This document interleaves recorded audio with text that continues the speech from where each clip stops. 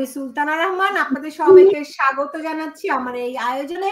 নারীর ডাকে মৈত্রী যাত্রা, অসাধারণ একটি নাম। স্লোগানটি খুবই ভালো লেগেছে আমার, এবং আজকে খুব সাড়া জাগিয়েছে এই আয়োজনটি, যে ঢাকায় নারীর ডাকে মৈত্রী যাত্রা।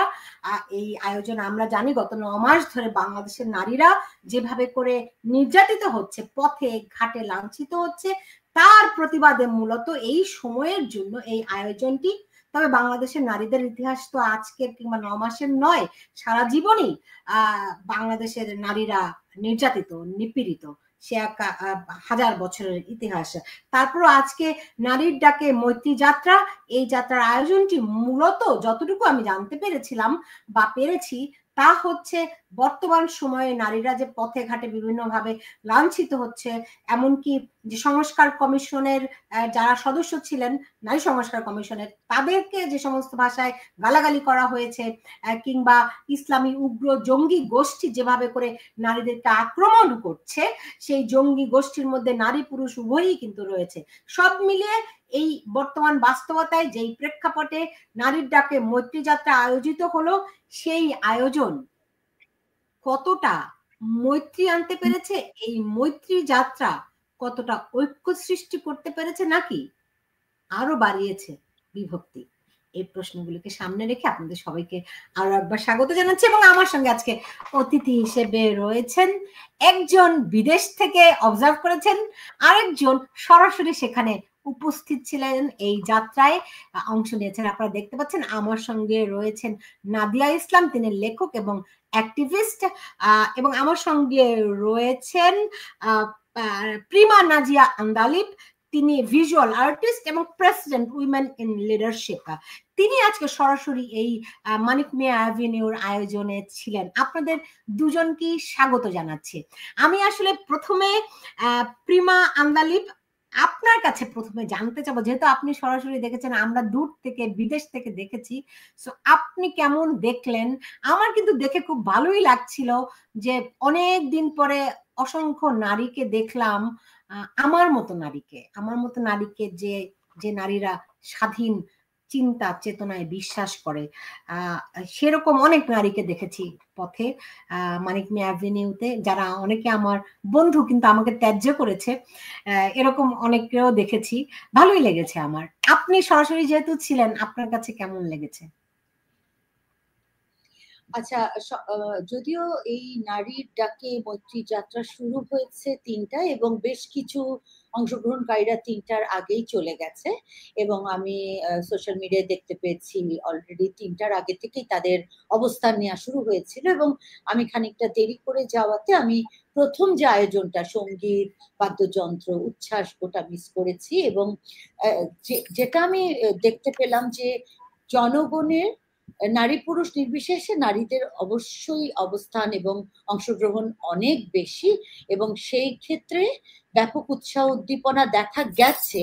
বাট সেখানে আমার একটা কথা হলো যে আমি এক ধরনের মনস্তত্ত্বতাত্ত্বিক জায়গা থেকে, একটা এক্সপেকটেশনের জায়গা থেকে গেছি যে গত কয়েক দিন যাবৎ, সপ্তাহ না হলেও দিন যাবৎ, যে পরিমাণ সোশ্যাল ক্যাম্পেইন, এবং এটা খুবই একটা সংঘবদ্ধ ক্যাম্পেইন যা দেখেছি, এবং সেই আন্দাজে বিভিন্ন অঙ্গের এবং শিল্পী সমাজের স্পেশালি আমি একটা মুষ্টিমেয় সংগঠন এবং একটা কালেকটিভ ফোর্স ছাড়া খুব বেশি শিল্পীদের আমি ওখানে সত্যিকার অর্থে দেখিনি। সো আমার চোখে পড়েনি, সেটা একটা চোখে পড়ার বিষয়। এবং নট অনলি মানে চারুকলা ভিত্তিক শিল্পী, বাট অন্যান্য যে শিল্পী সমাজ, তাদেরকে আমি একটু কম দেখেছি, ভালোই কম দেখেছি। সো ওইটা একটা দিক। আর অংশগ্রহণ আসলে কারা করেছে সেটা তো আসলে আমরা আজকের এক দেখায় বুঝতে পারবো না, কিন্তু কিছু চেনা মুখ, যেই মুখ জুলাই অভ্যুত্থানেও ছিল এবং এবারও তাদেরকে দেখা গেছে, এবং একই ধরনের সংঘবদ্ধ গ্রুপই কি এখানে কাজ করছে কিনা সেটা একটা ব্যাপার। এবং কিছু কিছু একেবারে অপরিচিত মুখকে তারা এবার সামনে নিয়ে এসেছে, এবং বোঝাই যাচ্ছে মৈত্রী যাত্রা এটা কোনো সাডেন হওয়া কোনো বিষয় না। এবং যেটা আসলে আমি যেটা আশা করেছিলাম, একটা সংঘবদ্ধ না হয়ে যদি একটা স্বতঃস্ফূর্ত হতো, তাহলে হয়তো এই যে আমাদের দাবি, ন্যায় এবং গণতান্ত্রিক যে দাবিগুলো নারীর পক্ষে আমাদের মৈত্রী যাত্রাকে সফল করবে, সেক্ষেত্রে স্বতঃস্ফূর্ততার কতটা স্বতঃস্ফূর্ত ছিল সেটা আসলে আমি এখনো পরিমাণ করতে পারিনি।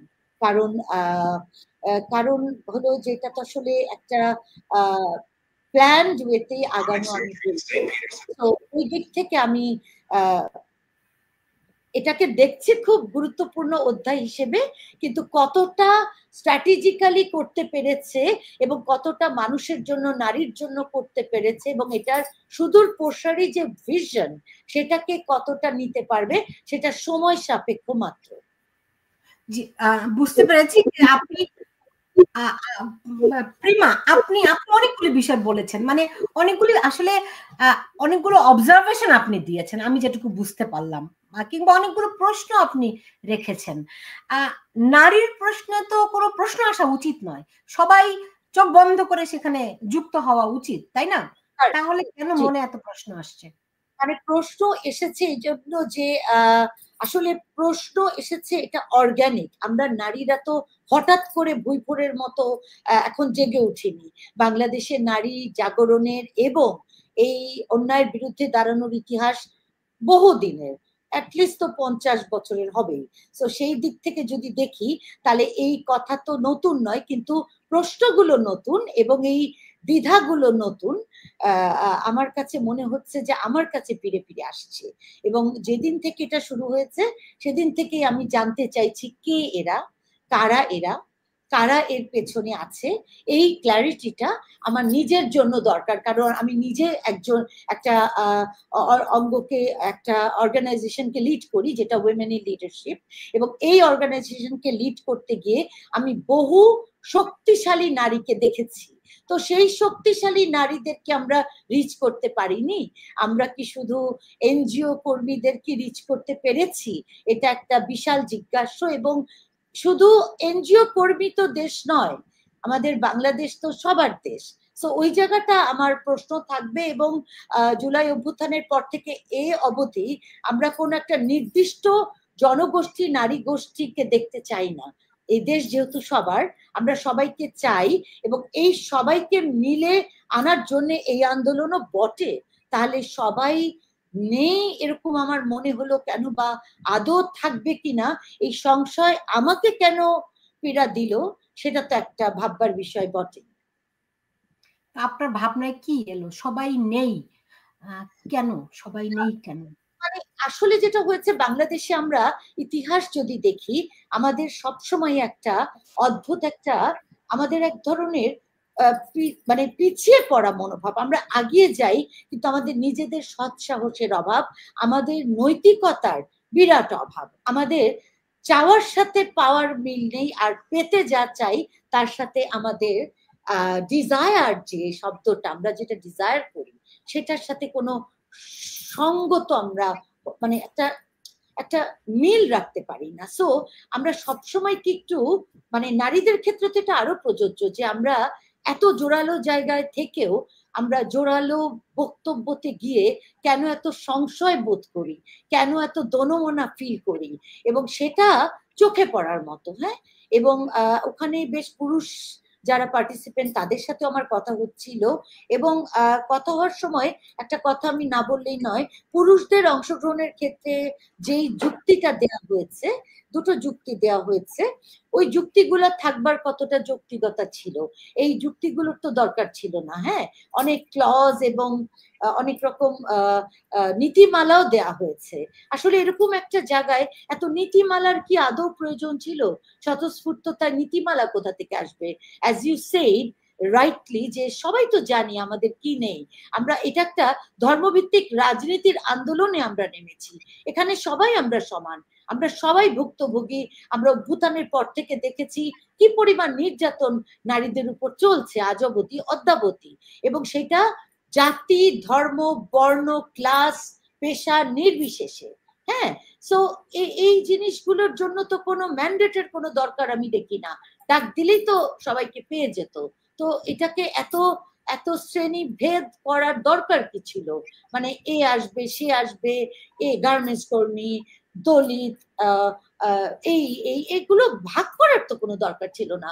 এবং আমরা যখন নারী কমিশন নিয়ে কথা বলেছি সেখানেও একটা ভাগ দেখেছি বই কি, সেটাও খুব নিরপেক্ষ ছিল না। সো এই কথাগুলো তো বলা খুবই দরকার। এই যে ভাগাভাগি, হ্যাঁ, মানে এটা নিয়ে প্রথম থেকেই কথা হচ্ছিল যে এত ভাগাভাগি কেন। তারপর আমরা দেখলাম গতকাল প্রেস কনফারেন্স যখন করা হয়েছিল, মানে অর্ধ শতাধিক, মানে 50টিরও বেশি অর্গানাইজেশন সংহতি জানিয়েছে। আমার মনে হয় হেন কেউ নেই যেটা এখানে সংহতি জানাবে না, মানে এই আয়োজনে, এরকম একটি আয়োজনে। কারণ যে কোনো বিবেকবান মানুষই বুঝতে পারছে যে বর্তমান সময়ে এরকম একটি আয়োজনের কতটা গুরুত্ব। আপনি যে প্রশ্নগুলি তুলেছেন এর বাইরে এই আয়োজনে আপনার কাছে আর নতুন কিছু কি আপনি পেয়েছেন, নাকি শুধু একটা শ্রেণীর লোককেই আপনি দেখেছেন? সেই একটা, আপনি বারবার বলছেন যে কিছু শ্রেণীর মানুষ, মানে কিছু শ্রেণীর মানুষ বলতে আপনি আসলে কি মিন করছেন? বিভিন্ন পেশার মানুষ, মানে ধরেন আমি চা শ্রমিক দেখেছি, দলিত গোষ্ঠী দেখেছি, সমাজের এলিট ক্লাস দেখেছি, সব ধরনের মানুষই তো, কিন্তু আপনি শ্রেণী বলতে আসলে কাদের কথা বলছেন?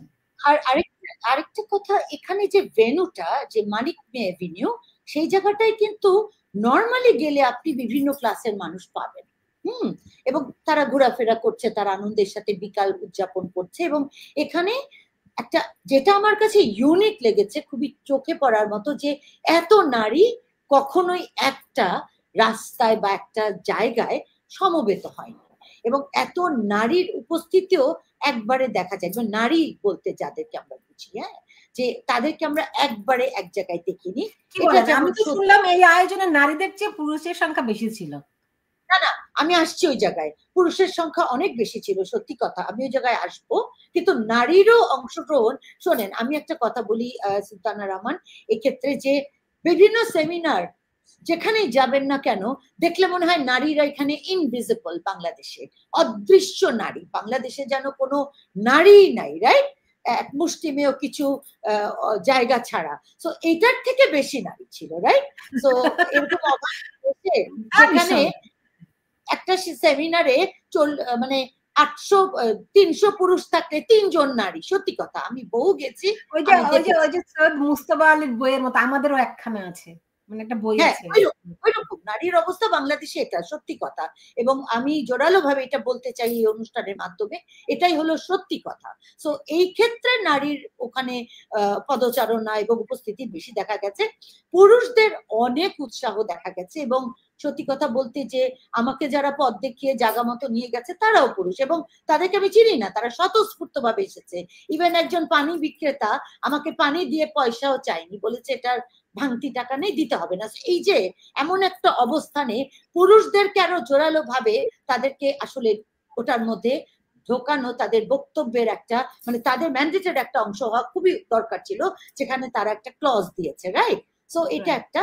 সো আর হলো যে বক্তা যারা ছিলেন তাদের আরো অনেক শক্তিশালী বক্তার দরকার ছিল। তারা কি ঠিক মতো স্টাডি করেনি? তারা আসলে কারা?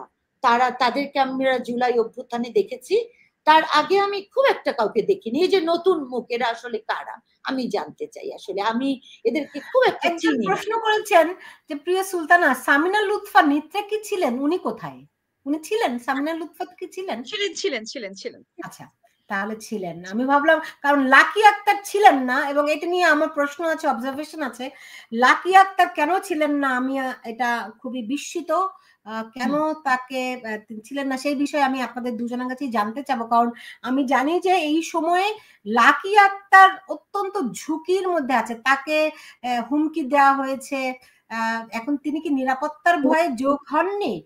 আর যদি তাই হয়ে থাকে, তাহলে আজকের এই সমাবেশে লাকি আক্তারের অনুপস্থিতি কি প্রমাণ করে না যে নারীদের জন্য তারা কোনো প্ল্যাটফর্ম তৈরি করতে পারেনি? কারণ যে লাকি আক্তারের মতো যেসব নারীরা হুমকি নিয়ে বাংলাদেশে বসবাস করছে, তাদেরকেই যদি তারা স্থান দিতে না পারে, প্ল্যাটফর্ম দিতে না পারে, তাহলে কাদের জন্য এই আয়োজন? এই প্রশ্নটি আপনাদের দুজনের কাছে আমি রাখলাম। নাদিয়া, আপনি কালকে অনেক সমালোচনা করেছিলেন এই আয়োজনের, অনেকগুলো প্রশ্ন উত্থাপন করেছেন, এবং আমি তো মোটামুটি ফ্যাসিস্টের দোষর তো আগে থেকেই আমাকে বানিয়ে দিয়েছে। মানে গত 16 বছর আমি এই আওয়ামী লীগের ধারে কাছে ছিলাম না। কেউ বলতে পারবে না সুলতানা রহমান 4 আনার সুবিধা নিয়েছে, 4 আনার পরিমাণও প্রশংসামূলক কথা বলেছে, কিন্তু 5ই আগস্টের পরে আমি হয়ে গেছি ফ্যাসিস্টের বিরাট বড় দালাল। আর যারা হচ্ছে গিয়ে এই 16 বছরের সুবিধাভোগী, লুটে পুটে নিয়েছে, নানান রকম সুবিধা ভোগ করেছে, তারা হয়ে গেছে ফ্যাসিস্টের বিরোধী। হ্যাঁ, এই হচ্ছে গিয়ে বাংলাদেশ। এবং আমাকে তো, আমি হচ্ছে গিয়ে ভয়ঙ্কর খারাপ। আচ্ছা, আই ডোন্ট মাইন্ড, তোমরা যদি খুশি থাকো খুশি, কেউ আমার ফোন পর্যন্ত ধরে না। হ্যাঁ, আবার যারা ধরে তারা বলে যে তারা কথা বলতে পারবে না, তাদেরকে নিষেধ করে দেওয়া হয়েছে যে এই আয়োজন নিয়ে কোনো মিডিয়ার সঙ্গে কথা বলা যাবে না। আমি অন্তত, বিশ্বাস করেন, আমি অন্তত এই আয়োজনের পরপর অন্তত 50 জনকে, কম পক্ষে আরো বেশিও হতে পারে, ফোন দিয়েছি। আমি এই যাদের সঙ্গে কথা হয়েছে তাদেরকে আমি 2টা ক্যাটাগরি করতে পারি। একটা হচ্ছে গিয়ে তারা একদল বলছে যে এটা আমাদের এই আয়োজকদের নীতিগত সিদ্ধান্ত যে আমরা গণমাধ্যমের সঙ্গে কথা বলবো না। আর একদল তারা বলছে আমি তো কথা বলতে চাই, তাহলে আমি দেশে থাকতে পারবো না, আমি নিজে ঝুমকিতে আছি, আমার খুব মানে ভয়ঙ্কর পরিস্থিতির মধ্যে আছে, আমি কথা বলা, আপাতত নিজেকে ইনভিজিবল রাখাটা বেশি জরুরি, সো কথা বলতে চাই না। আমি কাউকে কি বলবো, নিরাপত্তাহীন আমি করতে চাই না। আমি সেই দিক থেকে নাজিয়া আন্দালি প্রিমা, আপনার প্রতি অনেক কৃতজ্ঞতা, অনেক, আপনি অসম্ভব রকম সাহসী, কারণ বাংলাদেশে থেকে আপনি রাজি হয়েছেন, আপনি মানে কোনো কিছুকে ভয় পাননি, কেয়ার করেন। আমি জানি না আপনাকে কেউ কিছু বলেছে কিনা, কিন্তু আপনি যে সম্মতি দিয়েছেন, আমার কাছে মনে হয় আমাদের এই স্বাধীনতাটুকু থাকা উচিত। আমি কোন আলোচনায় যাব, কোন আলোচনায় যাব না, আমি যদি সেই সিদ্ধান্তটুকুই আপনারা আমার কেড়ে নেন, আর নারীর স্বাধীনতা, নারীর অধিকারের প্রশ্ন তো অনেক বড় ব্যাপার। আপনি আমার আমি একটা টক শোতে যাবো কি যাব না, আপনি আমার সেই অধিকারটুকুই কেড়ে নিচ্ছেন, সেই স্বাধীনতাটুকুই দিচ্ছেন না, তাহলে আর আমার অধিকারের কোন জায়গাটি থাকবে? নাজিয়া আন্দালি প্রিমা, মানে এই অনুষ্ঠানে আমি নাজিয়া আপনার কাছে আসবো, যে আপনি তো অনেক সমালোচনা করছিলেন, কিন্তু এই যে সবাইকে না করা, রিফিউজ করা, আওয়ামী লীগ একটা সময়ে ওই যে যেই তার সমালোচনা করতো, যার তার পক্ষের লোককেও সমালোচনা করে জামাত বিএনপি রাজাকার বানিয়ে দিত, এরাও তার পক্ষের লোকদেরকে সমালোচনা করে একটা ব্যারিয়ার তৈরি করে বিপক্ষে নিয়ে দিচ্ছে। হ্যাঁ, আমি এটা ফিল করেছি। এবং তারাই দুদিন পরে বলবে, এই যারা এখন বলে, অনেকেই আমি শুনি বলে আওয়ামী লীগের 16 বছর কথা বলতে পারিনি, তো তারাই আবার বলবে ইউনূসের আমলে কথা বলতে পারিনি। বুঝতে পেরেছেন? যখন, কারণ এটা তো চিরস্থায়ী বন্দোবস্ত না, এটা হচ্ছে গিয়ে বদল তো হবে, আজ হোক কাল হোক। হ্যাঁ, তখন যখন বদল হবে তখন বলবে কি আমরা তো ইউনূসের আমলে কথা বলতে পারিনি। এই হচ্ছে গিয়ে অবস্থা। কারণ আপনি মানে 50 ভাগের মধ্যে অর্ধেক বললো যে আমাদের নীতিগত সিদ্ধান্ত কথা বলতে পারবো না, আর অর্ধেক বললো যে বাবারে আমি তো ভয়, আমি তো বাঁচতে পারবো না। নাজিয়া আন্দালি প্রিমা, আপনার সাহসটি কোথা থেকে এলো? না, আসলে এটা তো, সাহসটা তো আসলে একটা অর্গানিক ব্যাপার। আমি বাংলাদেশের একজন নারী, এমন একটা ঐতিহাসিক একটা মুভমেন্ট তৈরি হলো বাংলাদেশে, নারীর ডাকে মৈত্রী যাত্রা। আমি নারী স্বাধীনতায় ভীষণভাবে বিশ্বাসী, এবং আমি মনে করি বাংলাদেশে নারীরা এখন তারা সেফ নয়, তারা তারা ন্যায় বিচার পাচ্ছে না, তারা গণতান্ত্রিক অধিকার থেকে বঞ্চিত এখনো, এবং তাদের অনিশ্চিত ভবিষ্যৎ এমন একটা জায়গায়, যদি আমি এখানে থাকি, আমার অংশগ্রহণ একটা নারীকে হলেও একটা সাহস দেবে, একটা বাংলাদেশের যে কোনো একটা নাগরিককে সাহস দেবে। ওই সাহসের জায়গাটা আমি তৈরি করতে চাই। এবং সাহস এমন একটা জিনিস, সাহস আসলে যদি ট্রান্সপারেন্ট হয়, সাহস যদি নিরপেক্ষ হয়, সাহস নিরপেক্ষই হয় আসলে, সাহস দুর্বল হয় না। হ্যাঁ, দুর্বল যদি হয় সেটা সাহস হয় না। তো ওই জায়গা থেকে যদি দেখি, তাহলে আমার ওই জায়গাটা থাকা দরকার, not for me but for my country people, specially আমার দেশের নারীদের জন্য তো আমার সাহসের কোনো অভাব হবার কথা নয়। এক্স্যাক্টলি, এক্স্যাক্টলি, আমি আপনাকে স্যালুট। কারণ আমিও এটাই বিশ্বাস করি, সাহস আসে নৈতিকতা থেকে। নৈতিকভাবে দুর্বল মানুষের কোনোদিনও সাহস থাকে না। সো ওই দিক থেকে আমি সবসময় মনে করি আমি অসম্ভব রকম সাহসী, আমি কাউকে কেয়ার করি না, নেভার। আজকের আয়োজনে দেখলাম কারোর সঙ্গে কথা বলা নিষেধ, এমনকি সাংবাদিকরা হলুদ সাংবাদিক এরকম প্লাকার্ড পর্যন্ত বানানো হয়েছে। এত রেস্ট্রিকশন কেন নাদিয়া? Thank you Sultana. প্রিমা, আপনাকেও থ্যাংক ইউ। আপনি মোটামুটি আমার যা যা বলার ছিল তার সবটাই বলে ফেলেছেন। তো সুলতানার প্রশ্ন যদি অ্যাড্রেস করি, সেটা গতকালকের আলাপের কন্টিনিউয়েশন হবে। আয়োজন নিয়ে যে ধোঁয়াশা ছিল, পেছনের আম, কর্মীদের নিয়ে যে ধোঁয়াশা ছিল, যে কমিটি ঘোষণা নিয়ে ধোঁয়াশা ছিল, এক ধরনের আন্ডারগ্রাউন্ড পলিটিক্স স্টাইলে কাজটা করা, তো এই সবকিছুর কন্টিনিউয়েশন আজকের এই যে মিডিয়া কর্মীদের সঙ্গে কথা বলার ক্ষেত্রে তারা একটা নির্দিষ্ট বুথ রেডি করে রেখেছে, যে তাদের একটা স্পোকস পার্সন আছে, সেই স্পোকস পার্সন মিডিয়া পার্সোনালিটিসদের সঙ্গে কথাবার্তা বলবেন। অর্থাৎ যেই আপনার ইন্ডিপেন্ডেন্ট যে জার্নালিজমের জায়গা, আপনি এতগুলো মানুষ নিয়ে আসলেন, আমাদের মাহমুদা খা, উনি চা শ্রমিকদের নিয়ে আসলেন, কনকটুলি থেকে দলিতদের ধরে নিয়ে আসা হলো। তো আপনি বলছেন যেটা স্বতঃস্ফূর্ত আন্দোলন, মানুষ স্বতঃস্ফূর্ত ভাবে এসছেন, আর সেটা যদি হয়ে থাকে তাহলে তো আপনার আসলে সাংবাদিকদেরকে প্রশ্ন করতে দেওয়ার ক্ষেত্রে কোনো রকম ভয় থাকার কথা না। কারণ আপনি বলছেন এ কথা যে আমি আপনার ঘোষণাপত্রে আপনি লিখেছেন যে যে কথাটা আমাকে বলতে দেয়া হয়নি, আমার মুখ বন্ধ করা যাবে না, আমি আমার কণ্ঠরোধ করা যাবে না, আমি আজকে প্রতিবাদ করব, এগুলো মুখে আপনি বলছেন, কিন্তু কার্যত দেখা যাচ্ছে যে আপনি এত ভয় পাচ্ছেন, এত ভয় পাচ্ছেন যে আপনি কোন রকম কোথাও বিবৃতি দিচ্ছেন না, কারোর সঙ্গে কথা বলছেন না, কোনো টকশোতে উপস্থিত হচ্ছেন না, সাংবাদিকদের ঢুকতে দিচ্ছেন না।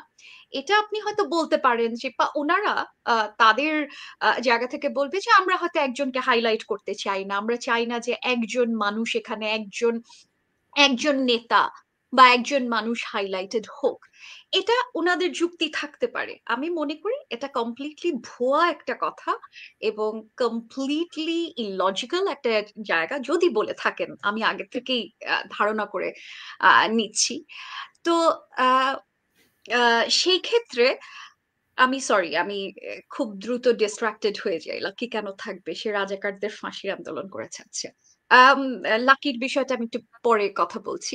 তো এই যখন ঘটনা যে আপনি দলিতদের বলছেন, আপনি প্রতিবন্ধী মানুষের কথা বলছেন, আপনার ঘোষণাপত্রে সে কথাটা আছে যে আমরা সবার কথা বলছি, কিন্তু সাংবাদিককে আপনি প্রশ্ন করতে দিচ্ছেন না, আপনি টক শোতে আসছেন না, আয়োজকদেরকে একজনকেও পাওয়া যাচ্ছে না।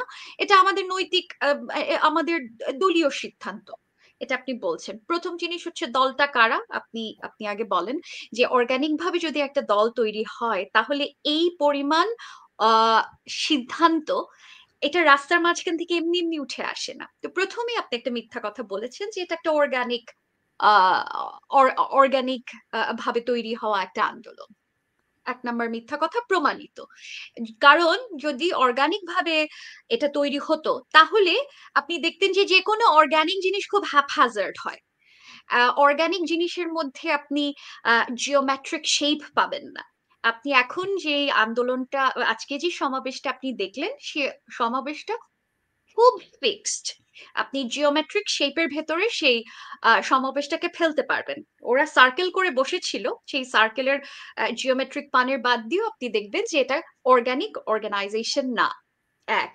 দু নাম্বার জিনিস হচ্ছে সে কারণেই মিডিয়াকে এত ভয় পাওয়া, যে আমি ধরেন হেফাজতেরও কিছুদিন আগে একটা সমাবেশ হলো, আপনি দেখেন যে ওখানে বিভিন্ন সাংবাদিক সাধারণ মাদ্রাসা ছেলেদেরকে প্রশ্ন করছে না যে আপনি কোত্থেকে এসেছেন, কেন এসেছেন ইত্যাদি, এবং সেটার এক ধরনের, যেহেতু এগেন এদেরকে ভাড়া করে নিয়ে আসা হয়, ট্রাকে করে বাসে করে নিয়ে আসা হয়, তো ওনারা বেশিরভাগ ক্ষেত্রে উত্তর দিতে পারেন না, ওনারা জানেন না। তো তখন এক ধরনের ক্লিক বেইটিও একটা হাস্যরসের তৈরি হয়।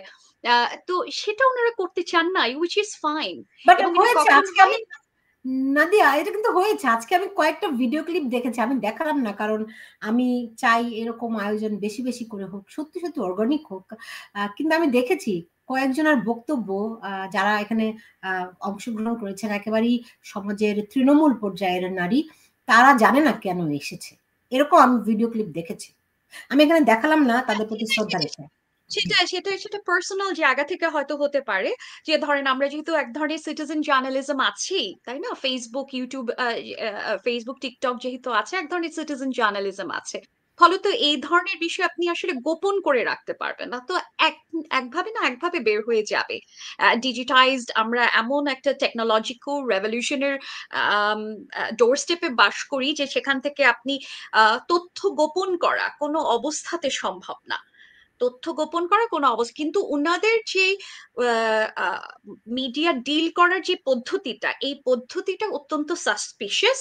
এবং যেটা আমি গতকালকে যেভাবে বলছিলাম যে ওনাদের একটা বড় ধরনের ফান্ডিং আছে, এবং এটা আমি একদম খুব চিন্তা করে অফিসিয়ালি এই বক্তব্যটা দিচ্ছি, যে এই আন্দোলনের পেছনে একটা বড় বিদেশি ফান্ডিং আছে। ওনারা যে কটা অর্গানাইজেশনকে সামনে রাখছে, যে 50টা আপনি নামধাম জানেন না, এই ধরনের 4-5টা অর্গানাইজেশন, 5-10টা অর্গানাইজেশন আপনি দেখছেন, এনজিও অর্গানাইজেশন বাংলাদেশে, এই অর্গানাইজেশনের কথা বলছি না, বা মার্জিয়া প্রভারা চাঁদা তুলছে, সেই আলাপটাও দিচ্ছি না।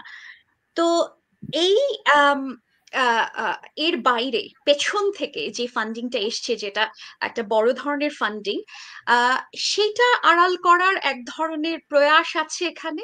এবং সে কারণে মিডিয়া নিয়ে যে ঢাক ঢাক গুড়গুড়, সেই বিষয়টা এটার ওই পেছনের ঘটনার প্রতিফলন। এটা আকাশ থেকে পড়েনি হঠাৎ করে, যে আমি আজকে ঘুম থেকে উঠলাম, সিদ্ধান্ত নিলাম আজকে আমি কোনো সাংবাদিকের সাথে কথা বলবো না, কারণ বাংলাদেশের সাংবাদিকরা সব দালাল। তো সেটা হতেই পারে, বাংলাদেশে প্রচুর দালাল সাংবাদিক আছে, বাংলাদেশে প্রচুর এখন পর্যন্ত ফ্যাসিস্ট ন্যাবলার প্রচুর সাংবাদিক আছে, থাকাটাই স্বাভাবিক, এটা তো অস্বাভাবিক কোনো কিছু না, তাই না? তো সেটা আপনি ইয়ে করতেই চাইতেই পারেন, যে আমরা যাতে ইয়েলো জার্নালিজমের দিকে না যাই, ভুলভাল কথা যাতে না বের হয়, ফাইন, কিন্তু এটা আসলে কোনো পদ্ধতি না। যে পদ্ধতিতে মিডিয়াকে ডিল করা এবং 5 জনের সাথে কথাবার্তা বলার যে স্টাইলটা, এটা এটা প্রমাণ করে যে আপনার এখানে অন্য গ্যাঞ্জাম আছে। এবং যেটা আমি বলছি, এখানে বড় টাকার ডিলিংস অলরেডি হয়ে গেছে। আর ছোট ছোট এই যে গণচাঁদা দেওয়ার বিষয়, এগুলি হয়তো এখন ধরেন 2 দিন পর ওনারা 2 সপ্তাহ পর একটা ডকুমেন্টেশন বের করবেন হয়তো। সেটা হলো এই যে 100, 200, 3000, 4000, 5000 টাকার গণচাঁদা। তো নাদিয়া, নাদিয়া, এমনিতে নর্মালি হয় কি, ধরেন একজনের বিরুদ্ধে অভিযোগ করে দিতেই পারে যে অমুকে ওখান থেকে চাঁদা নিয়েছে, অমুকে সেখান থেকে, অমুকের দালাল যেরকম বলে, হ্যাঁ, বলতে তো আর মুখে কিছু লাগে না, প্রমাণও দেখাইতে হয় না। বাংলাদেশে কিছু নেগেটিভ, কিছু মিথ্যা মিথ্যা বেশি ঘটে এবং মিথ্যা বিশ্বাসও করে মানুষ বেশি, হ্যাঁ। তো আপনার কাছে এমন কোনো এভিডেন্স, এমন কিছু আছে যে আপনি বলছেন, আপনি দায়িত্ব নিয়ে বলছেন যে এখানে ফান্ডিং হয়েছে, আপনি দায়িত্ব নিয়ে বলছেন, সেই ফান্ডিংটা কারা করেছে, কেন করেছে, কি তাদের উদ্দেশ্য, এবং কি পার্সপেক্টিভ থেকে এই ফান্ডিং করেছে? পয়সা তো কেউ এমনি এমনি দেয় না, নিশ্চয়ই দেয়ার মাস্ট, এখানে একটা রিজন আছে, রাইট? না, তারা নারীদের অগ্রযাত্রার জন্য যদি ফান্ডিং করে, হোয়াটস রং?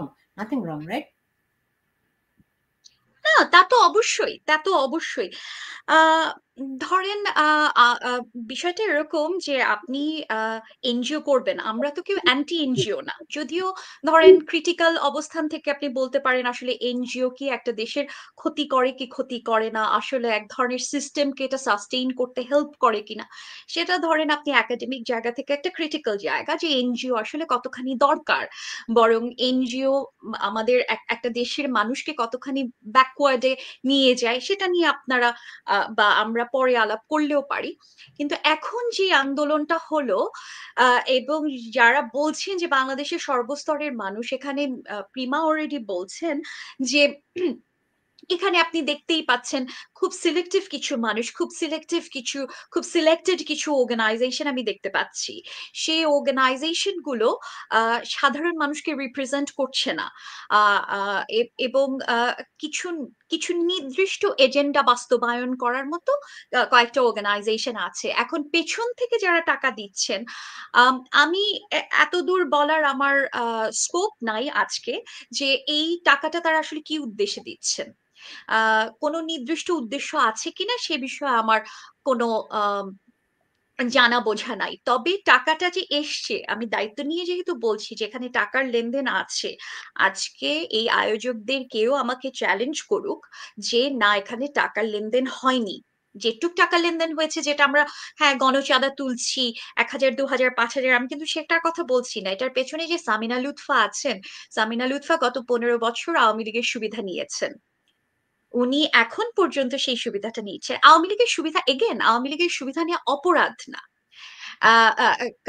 এনজিও করা অপরাধ না, ফান্ড আনা অপরাধ না। আপনি ফান্ড এনে কাজ করছেন বাংলাদেশের এই এই গ্রুপের জন্য, এই গ্রুপের জন্য, উইচ ইজ অলসো ফাইন, আপনার একটা কোনোটাতে সমস্যা নাই। কিন্তু মিথ্যা কথা বলা এবং আপনি যে একটা আই ওয়াশ দিচ্ছেন, কারণ আমি যদি পরিষ্কার ভাবে এটা বলতে পারি, সেটা হলো এটা গভর্নমেন্ট ব্যাকড একটা প্রসেশন হয়েছে, গভর্নমেন্টের বিরুদ্ধে আই ওয়াশ দেওয়ার জন্য। কারণ আপনারা নিশ্চয়ই জানেন যে 23 তারিখ হেফাজতের একটা মহাসমাবেশ আছে, গভর্নমেন্টের একটা ফ্যাকশন আজকে মেয়েদেরকে দিয়ে কাজটা করালো, এবং তারা 23 তারিখে যখন হেফাজত যখন সমাবেশটা নামাবে, তখন এই সমাবেশ, নারীদের সমাবেশ যেটা হচ্ছে, সেটার থেকে তারা আলাপটা নিয়ে তারা তখন তাদের দাবিগুলি জানাবে, তাদের আলাপটা করবে। সো গভর্নমেন্টের ভেতরেই কিন্তু দুটো ফ্যাকশন আছে। আমাদের যে ইন্টারিম গভর্নমেন্ট, সেই গভর্নমেন্টকে আপনি একটা ইউনিট বলে এখন ভাবতে পারবেন না। এই গভর্নমেন্টের ভেতরে কয়েক রকমের ফ্যাকশন আছে, তার মধ্যে একটা ফ্যাকশন বা এই এই এই প্রসেশনটা করতে হেল্প করেছে, আরেকটা প্রসেশন হবে 23 তারিখ, এবং হেফাজতের ওই অনুষ্ঠানটার পরে মৈত্রী যাত্রা আপনি দেখবেন আরেকটা অনুষ্ঠান করছে, আপনি দেখবেন যে মৈত্রী যাত্রা এখানে অনুষ্ঠান শেষ না।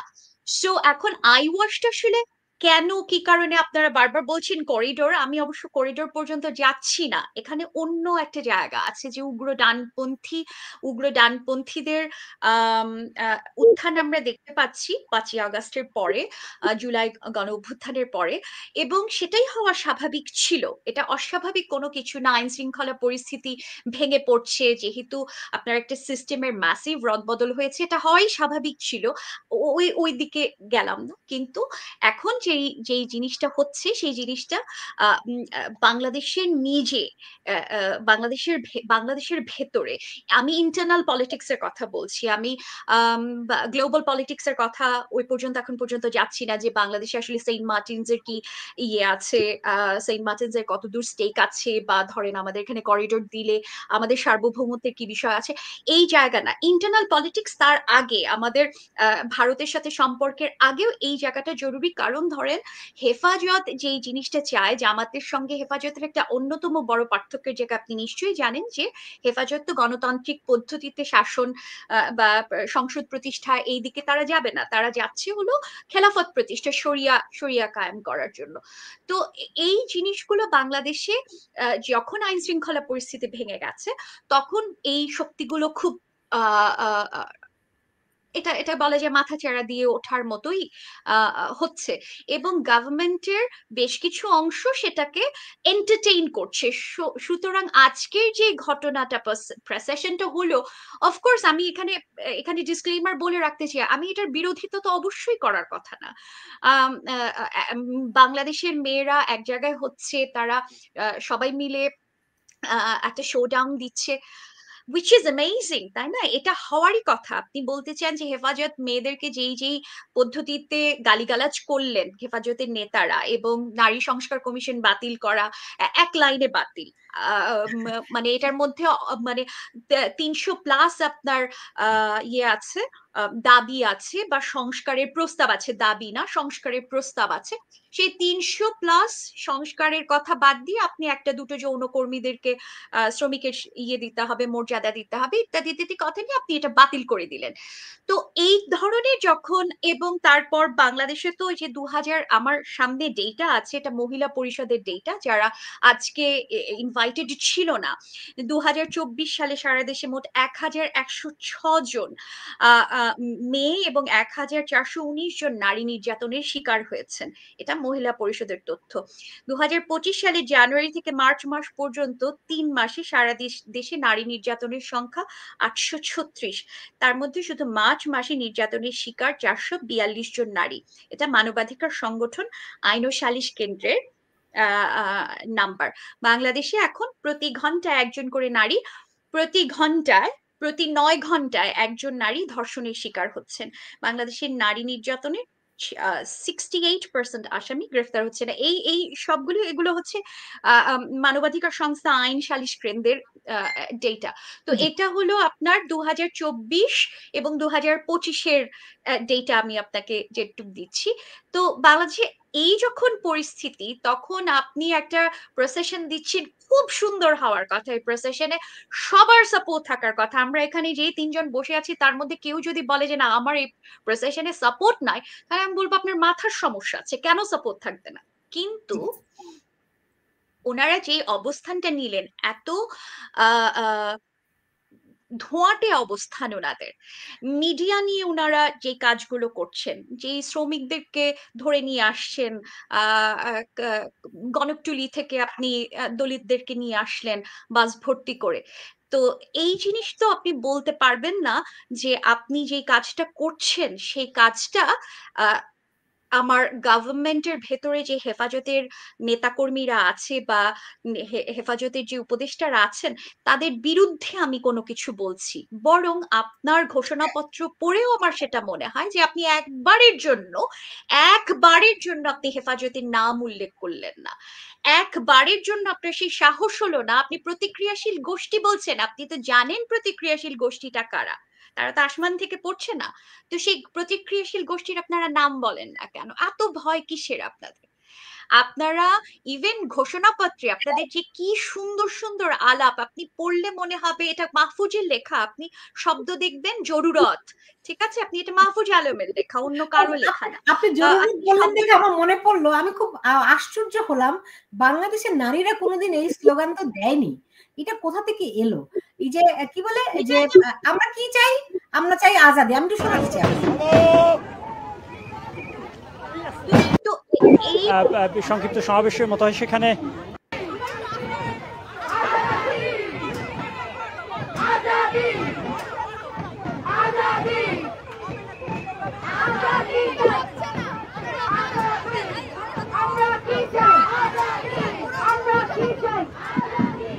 নাদিয়া এবং প্রিমা, আপনারা দুজনে কি কোনোদিনও শুনেছেন বাংলাদেশের নারীরা তাদের স্লোগানে আজাদি শব্দ বলে? না, আজাদি শব্দ, আজাদি, এটা আমি ভাবছিলাম আপনি দেখাবেন, মানে এটাতে সাউন্ড আছে, আমি সেটা ভাবছিলাম। না, আচ্ছা দেখেন, শব্দ নিয়ে তো সমস্যা নাই। আজাদি সমস্যা আছে, শব্দ নিয়ে না, আমার নাই, আমার নাই। আমি এখানে ক্লিয়ার করি, আপনি দায় দরদ বলেন, আপনি ন্যায্য হিস্সা বলেন, আপনি রুহানিয়াত বলেন, কোথাও কোনো সমস্যা নেই। আমি বাংলা খুব অ্যাডাপটিভ একটা জায়গা। আপনি এখানে সংস্কৃত ব্যবহার করতে পারেন, ফার্সি ব্যবহার করতে পারেন, আরবি ব্যবহার করতে পারেন, কোথাও কোনো সমস্যা নেই। কথাটা হচ্ছে এটা বলেটা কি।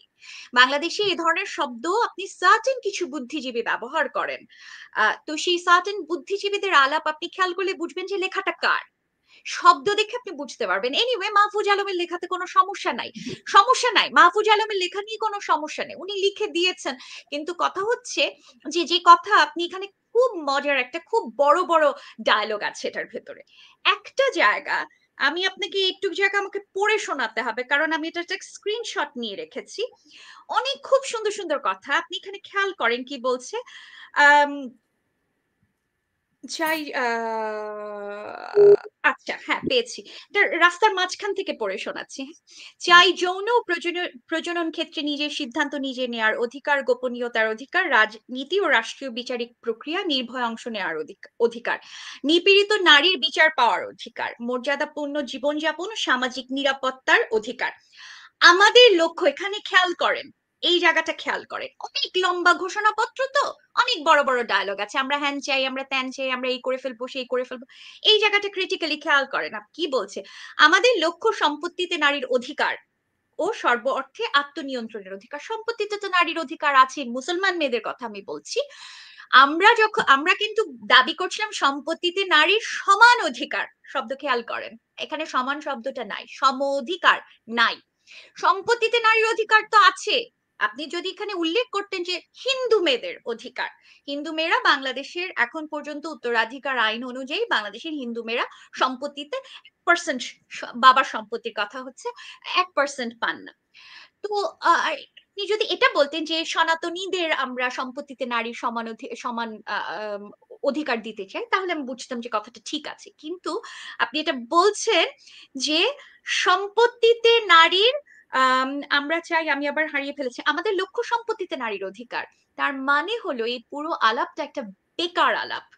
আপনি যে কথাগুলো বলছেন সেই কথাগুলোর মধ্যে যেই আলাপগুলো আছে সেই আলাপগুলো নতুন করে স্টাক, অর্থাৎ আমি যেটা ফিল করি, এই পুরো ঘোষণাপত্রটা হেফাজতকে দিয়ে অ্যাপ্রুভ করানো হয়েছে। হেফাজত যেটা অ্যাপ্রুভ করেছে সেই জিনিস এই ঘোষণাপত্রে আছে, কারণ এই ঘোষণাপত্রে কোনো শক্তিশালী আলাপ, কোনো নতুন আলাপ আপনি এখানে বলছেন, হ্যাঁ আমাকে ধরেন গৃহকর্মে আমার শ্রমের অধিকার নাই, ইত্যাদি ইত্যাদি ইত্যাদি, এরকম বেশ কিছু জিনিসপত্র হয়তো একটা দুইটা খুব বোল্ড আলাপ আছে, যেরকম ধরেন পাহাড়ের ক্ষেত্রে আদিবাসীদের ক্ষেত্রে একটা দুটো বোল্ড আলাপ আছে যে সেনা শাসন বন্ধ করার ক্ষেত্রে।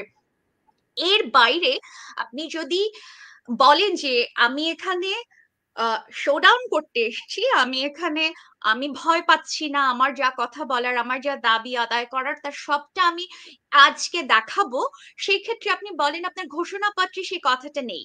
এটাকে আমি একটা টাইপিং মিস্টেক বলে বুঝতে পেরেছি। মানে মূল কথাটি হচ্ছে একটা সমঝোতার প্রসেশন তারা করেছে।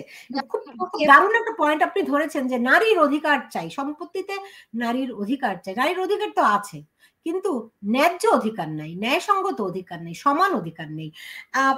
প্রিমা, নাজিয়া আন্দালি প্রিমা, যেটি অভিযোগটি আপনার নাদিয়া করেছে যে এখানে ফান্ডিং কেউ করেছে বিদেশ থেকে উদ্দেশ্যমূলক কিংবা কোনোভাবে ফান্ডিং, তা আপনার এই ব্যাপারে কিছু ধারণা আছে কিনা? এ ধরনের অনেক কথা বাজারে শোনা যাচ্ছে, অত ডিটেইলে না, যে আপনার কোনো ধারণা আছে কিনা? এবং এই যে একটা গোজামিল দেয়া বিষয়, সবকিছুতে শুধু রেস্ট্রিকশন দিয়ে কিছু একটা লুকোছাপা করার প্রচেষ্টা, এইটার পেছনে কি, আমি যদি একটা অনুমান করি, এরকম আপনার কাজ করে কিনা মাথার মধ্যে? প্রশ্ন আমি নাদিয়াকেও রাখলাম, একটু খেয়াল করে প্রশ্নটি শুনবেন। যেহেতু আপনারা বলছেন এটি সরকার সমর্থিত প্রসেশন, সো তারা বাংলাদেশের নারীদেরকে ঐক্যের পরিবর্তে আসলে বিভক্ত করে রাখলো। ওই যে ফ্রেন্ডলি ম্যাচ খেলে না, সরকারের বি টিম হয়ে তারা মাঠে থাকলো, যাতে করে সত্যি সত্যি যদি কেউ মাঠে নামতে চায় নারীর অধিকারের বিষয় নিয়ে, তারা যেন নামতে না পারে। তারা দখল করে রাখলো যে ওই নারীরা তো আন্দোলন করছে, নতুন করে আবার কি, রাইট? এরকম মানে ঐক্যের পরিবর্তে বিভক্তি সৃষ্টি করাটাই যদি এখানে আমি বলি লক্ষ্য, মানে এরকমটি মনে হয় কিনা প্রিমা? ধন্যবাদ। আচ্ছা, আর একটু নাদিয়ার ওই কথাটা আমি একটুখানি আলোকপাত করে আসছি, যে এই যে আজাদি স্লোগানটা, আমার আপত্তি আছে, আমারও ভীষণ আপত্তি আছে। এই শব্দ আমরা ব্যবহার করি নাই, কোনো সংস্কৃত করতে পারি, সংস্কৃত অন্য ব্যাপার। হ্যাঁ, ইনকিলাব মঞ্চ, আমি যেমন আমার জীবনে আমি কোনোদিন ইনকিলাব জিন্দাবাদ আজাদি শব্দে কেন আপত্তি, কেন? ধরেন আমাদের সংস্কৃত শব্দ আছে, আমাদের উর্দু আছে, আরবি আছে। আমি বলছি আপত্তিটা কেন, নিশ্চয়ই প্রিমা আপাও বলতে পারবে। আমি আমার পয়েন্ট একটুখানি বলি, হ্যাঁ, যদিও আপনারা আলোচক, তবু আমার পয়েন্টটা আমি ক্লিয়ার করি।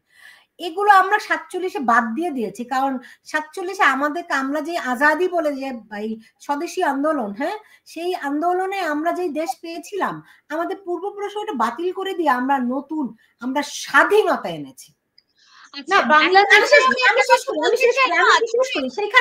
সেখানে আজাদি আমার বাংলা শব্দ না, হ্যাঁ, আমার ইনকিলাব বাংলা শব্দ না, ওইসব চ্যাপ্টার আমরা ক্লোজ করে আমরা নতুন ভাবে যাত্রা করেছি। কেন আপনি আরেকজনের মুখের ভাষা কেন নির্ধারণ করতে চান? একজন যদি আজাদি বলে আরাম পায়, তার এটাই ভাষা। আমি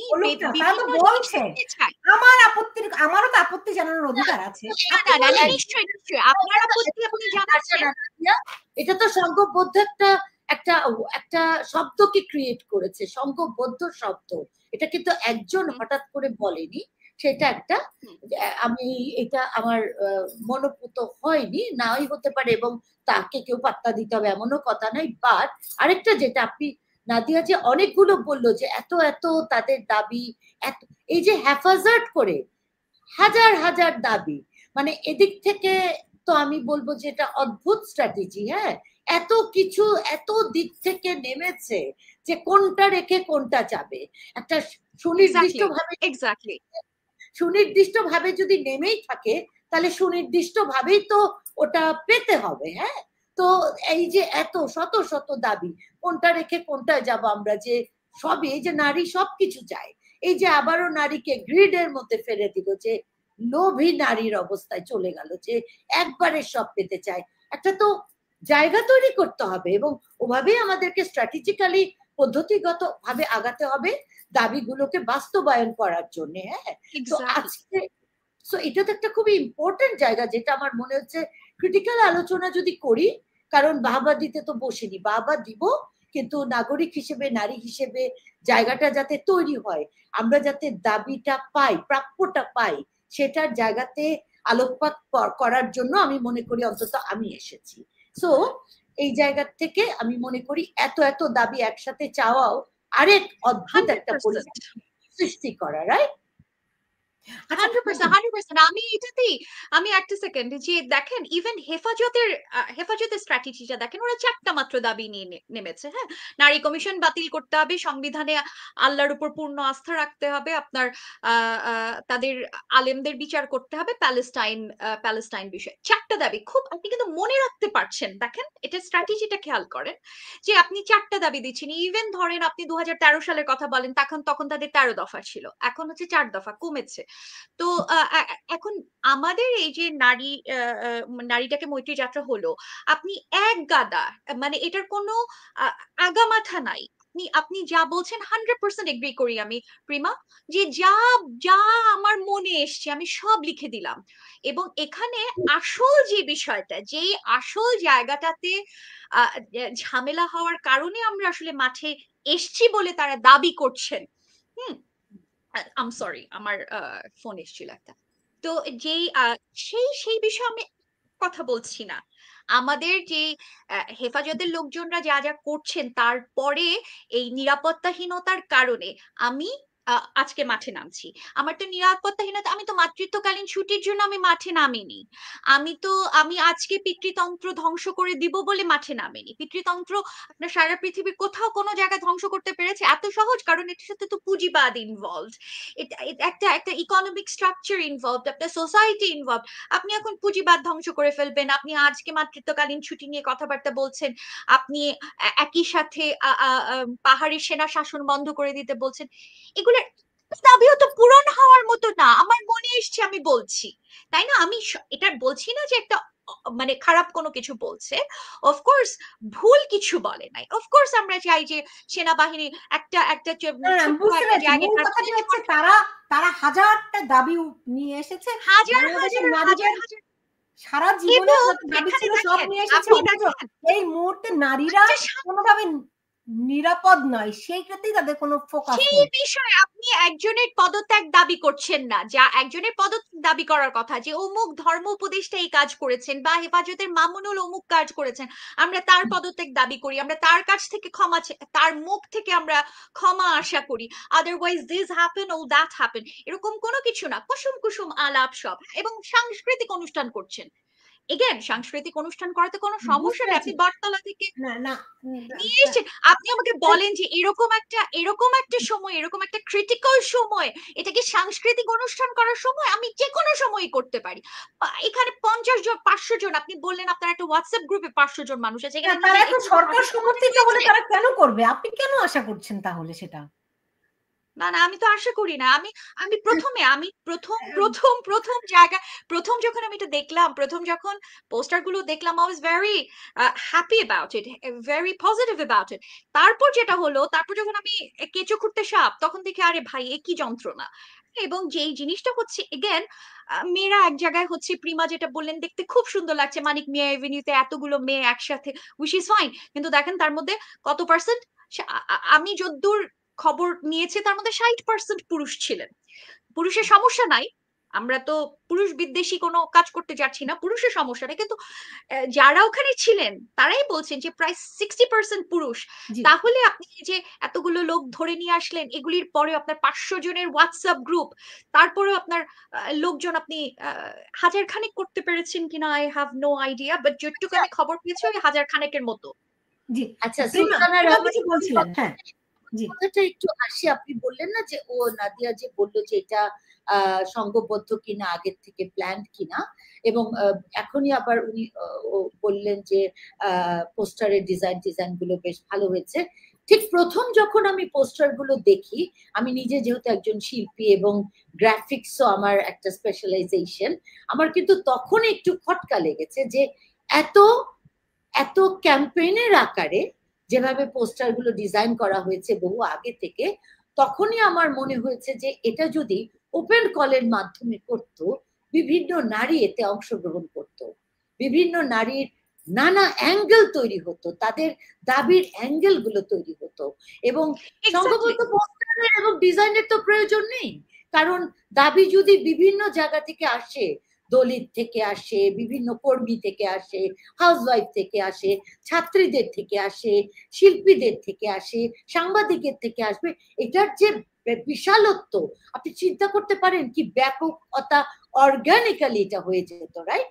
সো আমার তখন থেকে মনে হচ্ছে যে এটার পেছনে একটা একটা সংঘবদ্ধ কাজ করছে জিনিস, এবং আমি পরে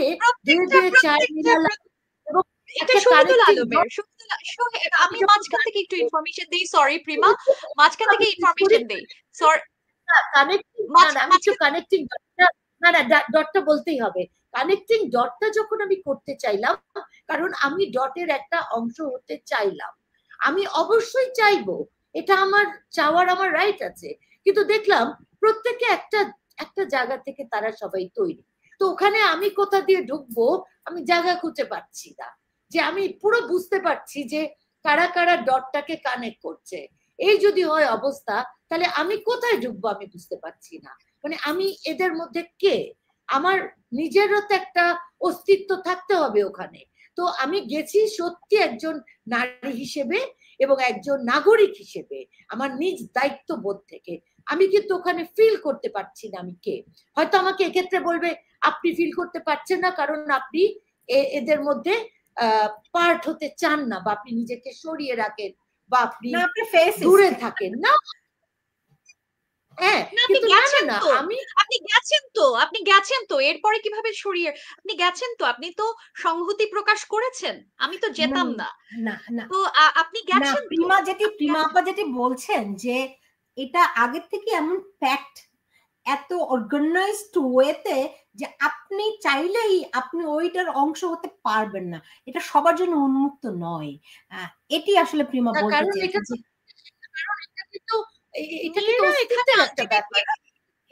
না ডেফিনেটলি এখানে মেয়েরা ব্যবহার হয়েছেন। আপনি বলেন যে জেনজির বাচ্চারা বা ধরেন যারা সত্যি সত্যি মনে করেন যে এই অনুষ্ঠানটা হওয়া, একটা সমাবেশ হওয়া জরুরি ছিল, তারা তো আসলে ব্যবহার হচ্ছেন, তারা ব্যবহৃত হয়েছেন এখানে, আজকে অলরেডি হয়ে গেছেন।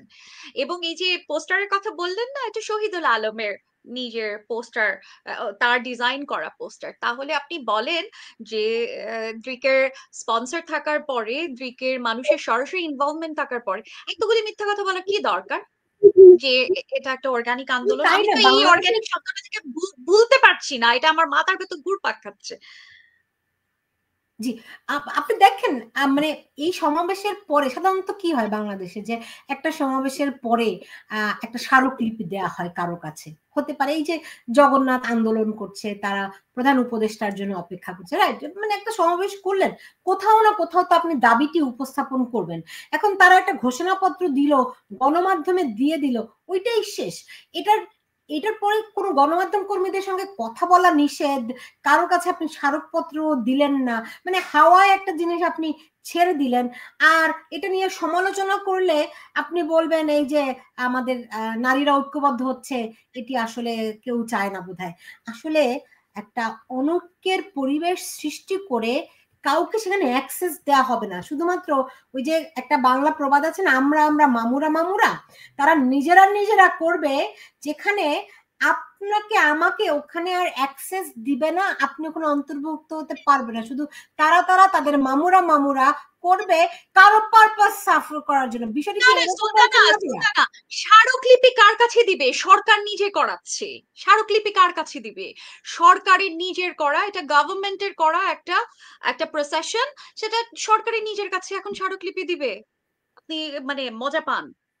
সরকারের নিজের করা অনুষ্ঠান, এটা সরকারের নিজের করা অনুষ্ঠান। কিছু এরকম প্রিমার মতো এরকম ধরেন এখানে ভেতরের ইনফরমেশন গুলো না থাকলে এখানে অনেক মানুষ নিজে নিজে গেছেন এবং ফিল করেছেন, যেহেতু আসলে বাংলাদেশে যে অবস্থা, আপনি সারাক্ষণ ক্যাট কলিং হচ্ছে, মব লিঞ্চিং হচ্ছে, মেয়েদের উপর যা অত্যাচার হচ্ছে এবং মেয়েরা ভয়ে আছেন, সব ধরনের মেয়েরা, এটা শুধু আমার বা আপনার মতো আমরা মাথায় কাপড় দেই না বা হিজাব করি না তারা শুধু না। আমি মাত্র কিন্তু আপনাকে নাম্বারটা দিলাম যে এনসিপি তো আওয়ামী লীগ নিষিদ্ধের জন্য তারাও তো সরকারের হয়েই কাজটা করেছে। তারাও তো ওই যে আমরা আমরা মামুরা। সো এনসিপি তো সরকারকে একটা স্মারকলিপি দিয়েছে, এরাও দিতে পারতো অ্যাটলিস্ট চক্ষু লজ্জার খাতিরে হলেও। এনসিপির যে বিষয়টা সেটা হলো এগেন এনসিপির ভেতরে আমি যেটা বললাম, এনসিপির ভেতরেও কয়েক রকমের ফ্যাকশন আছে, তো যেটা ধরেন আপনার ইউনিস গভর্নমেন্টের ভেতরে আছে আর কি। সেই কারণে ধরেন আপনি গতকালকে এটা নিয়ে আলাপ হলো যে এরা confused.com, এরা কখন কোথায় কি কাজ করছে আপনি খুঁজে বের করতে পারবেন না। এবং এই সামিনা লুৎফাদের যে সামনে রেখে, সামিনা লুৎফাদেরকে পেছনে রেখে, সামিনা লুৎফা গীতিয়ারা এদেরকে পেছনে রেখে যে আজকে যে ঘটনাটা ঘটানো হলো, সেটা এনসিপির একটা অংশের একদম সরাসরি গ্রিন সিগন্যাল পেয়ে, হেফাজতের গ্রিন সিগন্যাল পেয়ে, শহীদুল আলম ডিজাইন করেছেন, তারপর সেগুলোকে প্রত্যেকটা অ্যাপ্রুভাল দিয়ে তারপরে এটা একটা কোঅপারেট অনুষ্ঠানের মতো কিছু ভাড়া করা কর্মী আমি নিয়ে এসেছি এবং আমরা কথা বলছি, সেটা হচ্ছে গুজব তারা। তো আপনি যদি এতই সত্যবাদী হন, আমি ধরেন গুজব ছড়াচ্ছি, আপনি এসে প্রমাণ করেন, একজন বলুক যে না নাদিয়া ইসলাম এই কথাগুলো বলছে, এগুলো মিথ্যা কথা বলছে, ওর কোনো এজেন্ডা আছে, ভেস্টেড ইন্টারেস্ট আছে, ও আমাদের আন্দোলন নষ্ট করতে চায়, অথবা জামাতপন্থী হেফাজতপন্থী, এক গাদা জিনিস আমাকে বলুক, কিন্তু আমাকে তো রিফিউট করতে হবে, তাই তো? আপনি রিফিউট করার জায়গা রাখছেন না, আপনি কনভারসেশনে যাচ্ছেন না, কি কারণে যাবেন না আপনি আমাকে এটা বলেন। যে ঠিক আছে, ধরেন এই যে হেফাজতের এতদূর তো সাহস ছিল, হেফাজতের ওই ছেলেটাকে নিয়ে প্রশ্ন করেছে যে আপনারা নারী সংস্কার কমিশন বাতিল করতে চান কেন, এরকম সাংবাদিক একটা হেফাজতের একটা ছেলেকে প্রশ্ন করেছে, ওই ছেলে বলছে নারী এটা মনে হয় মেয়েরা নিজেরা পতিতা হওয়ার জন্য, এরকমই কিছু একটা বলেছেন, হ্যাঁ, যে পতিতা হওয়ার জন্য ওনারা আন্দোলন করছেন, সে কারণে আমি নারী সংস্কার কমিশনের বাতিল চাই। তো এটা নিয়ে অফকোর্স ব্যাপক ব্যাকল্যাশ খেয়েছে, তারা হাসাহাসি হয়েছে, ট্রোলিং হয়েছে। সেটা আপনি ঠেকাতে চান, ভালো কথা, আপনি ঠেকাতে চান, কিন্তু আপনি তো আপনার দলের লোকজনের সঙ্গে কথা বলতে দিবেন। আপনি ধরেন সিটিজেন জার্নালিজম আপনি করতে দিবেন না, আপনি এই যে কজন মেয়েকে আপনি ধরে নিয়ে গেছেন তাদেরকে আপনি প্রতিবন্ধী মেয়েগুলি যারা গেছে তাদের সাথে আপনি কথা বলতে দিবেন না, ভালো কাজ করছেন তাদেরকে কথা বলতে দিবেন না, আপনি কথা বলুন, আপনি কেন বলবেন না? আপনার কি সমস্যা? আপনার এত আপনার কমিটি ঘোষণা করা থেকে সমস্যা, আপনার টাকা কোথায় কি করব আমি সব কিছুতে আমি ব্যারিকেড দিচ্ছি, তারপর আমি বলছি যে না এটা খুব অর্গানিক একটা জায়গা, না ডেফিনেটলি না, মিথ্যা কথা, 100% মিথ্যা কথা। এখন দেখুন, মানে আমি যেটা বুঝি, নিরাপত্তাহীনতা এখন বাংলাদেশের নারীদের সবচেয়ে বড় সমস্যা। এবং আমি শুরুতে যেটি বলছিলাম যে একদল হচ্ছে কথা বলবে না, কারণ তারা তারা মনে করে যদি এখন কথা বলে তাহলে তারা তাদেরকে, যেটি আমরা বলি এক্সক্লুড করা, বুলিড হবে তারা, রাইট? সো একটা হচ্ছে এই অংশ যে যারা বুলিড হতে পারে বা এক্সক্লুডেড হতে পারে, আরেকটি অংশ চরমভাবে নিরাপত্তাহীন বোধ করছে যে কোনো না কোনোভাবে আক্রান্ত হবে। তার মানে বাংলাদেশের নিরাপত্তাহীনতায় নারীর এই মুহূর্তে সবচেয়ে চরম সংকট। যেমনটি আমি এই প্রসেশনে আমি তো আশা করেছিলাম প্রয়োজনে লাকি আক্তারকে একটি সংবর্ধনা দেওয়া হোক। যেমন এখানে একজন একটি কমেন্ট লিখেছেন যে লাকি আক্তার আজকে এই অনুষ্ঠানে আসলে যায়নি, তিনি লিখেছেন যে লাকি কেন থাকবে, সে রাজাকারদের ফাঁসির আন্দোলন করেছে, যারা মৈত্রী যাত্রা পালা করেছে তারা তো রাজাকারদের পক্ষের লোক, আয়োজকরা রেজওয়ানের মতো রাজাকারদের লোক, রাইট? এখন আপনারা বলছেন তারা, নাদিয়া সরাসরি বলছে যে হেফাজতের অনুমোদন নিয়ে তারা এই ধরনের আয়োজন করেছে বা ঘোষণাপত্র প্রস্তুত করেছে। তো তাই যদি হয় তাহলে আমি তো চিনি যারা আয়োজক, তাদেরকে আমি খুব ভালোভাবেই চিনি, তারা হচ্ছে অতি বাম। হ্যাঁ, তো আমরা একটা কথা শুনি যে ডান হাত বাম হাত আপনি দুই দিকে প্রশস্ত করে যতই পিছনের দিকে নিতে থাকবেন, যতই টানতে থাকবেন, শেষ পর্যন্ত ওই ডানপন্থী আর বামপন্থী মানে চরম ডান চরম বাম হয়ে যায় বা চরম বাম চরম ডান হয়ে যায়। সো যারা এখানকার আয়োজক তারা চরম বাম আর হেফাজত চরম ডান। সো তাহলে একটু প্রিমাকে বলার সুযোগ দেই না দিয়ে তারপর আপনার কাছে আসি। তাহলে এই চরম বাম আর চরম ডান এরা আসলে একই প্ল্যাটফর্মে ঐক্যবদ্ধ দেখা যাচ্ছে, দেখা যাচ্ছে না, এরকম কি?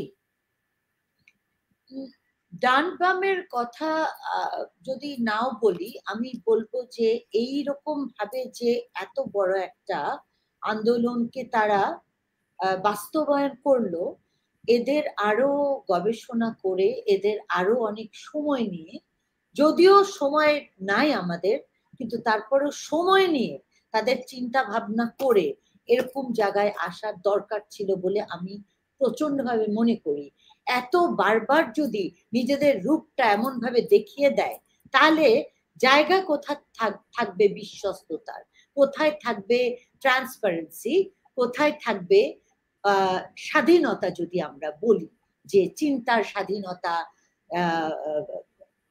ডিসিশনের স্বাধীনতা, প্রাপ্তির যে মূল্যায়নের কথা আমরা বলছি, সেগুলো আসলে আমরা কোথা থেকে পাবো?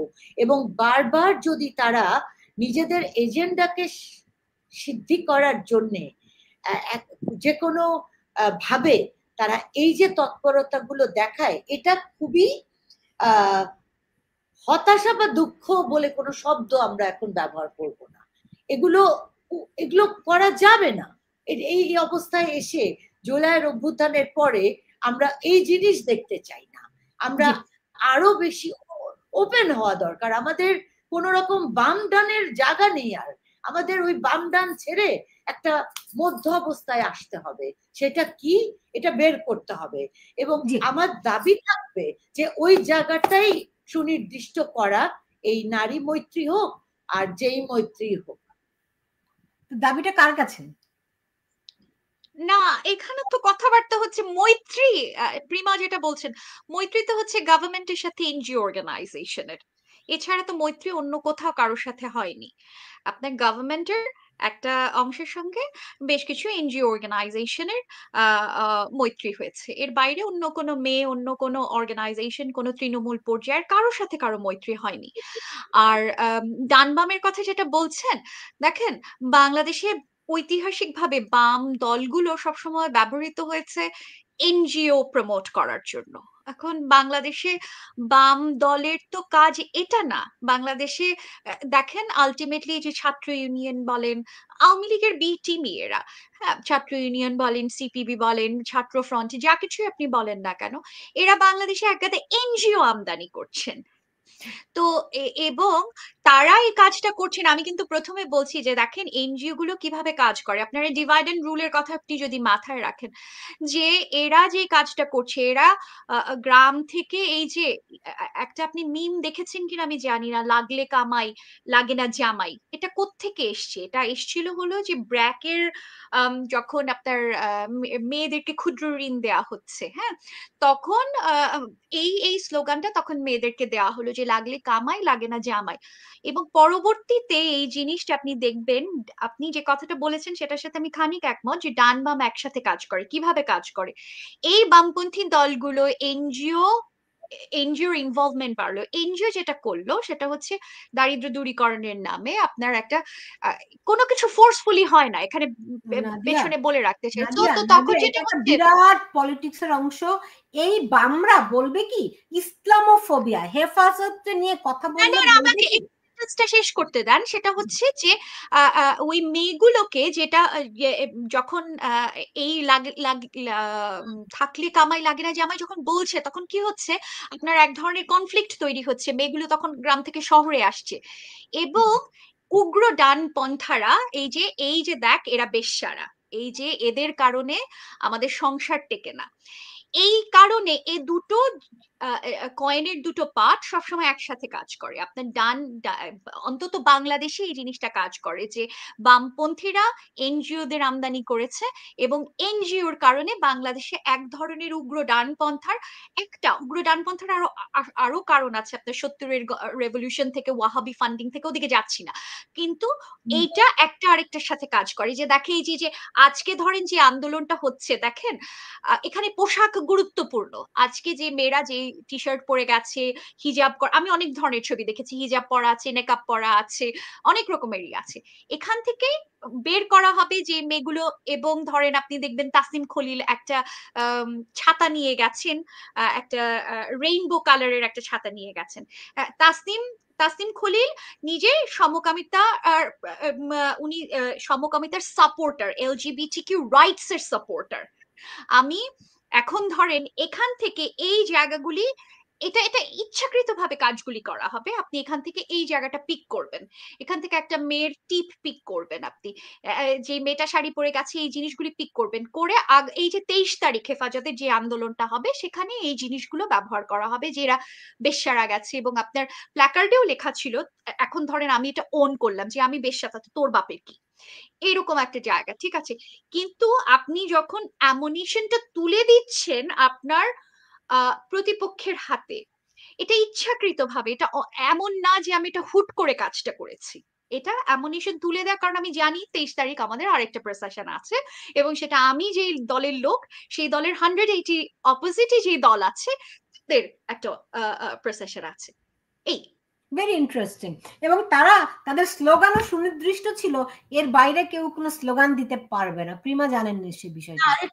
আরেকটা হলো ছেলেদের এত উপস্থিতি কেন? ওদের কোনো স্লোগান নাই, ওদের কোনো বলার কোনো, আমি কোনো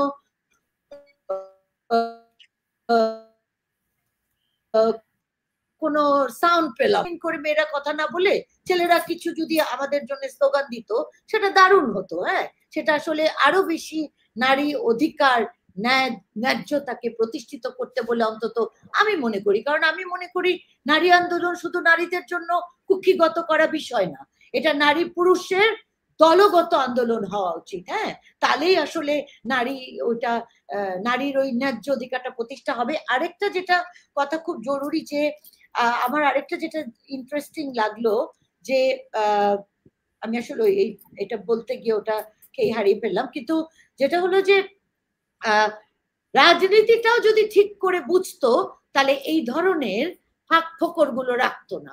তো সেটা খুবই একটা আমার জন্যে খুবই হাস্যকর, যে বাংলাদেশের রাজনীতিবিদ যারা হতে চায়, অ্যাসপায়ারিং রাজনীতিবিদ, ইন্সপায়ারিং রাজনীতিবিদ এবং রাজনীতিবিদ, তারা তাহলে আসলে এই যে মৈত্রীর ডাকে কতটা ঐক্য, কতটা বিভেদ, ঐক্য আছে ধরেন এই আয়োজকদের সঙ্গে হেফাজতের ঐক্য। নাদিয়ার কথা অনুযায়ী, নাদিয়া আপনার কথা অনুযায়ী যে প্রিমা মাঝখানে একটু কেটেছেন, ওনাকে আমি মনে হয় যে প্রিমার কথাটা শুনি। কথা শুনতে পাচ্ছি না তো, প্রিমা আপার কথা কি বল, ইন্টারনেটে কোনো সমস্যা হচ্ছে, ভেঙে ভেঙে যাচ্ছে কথাটা।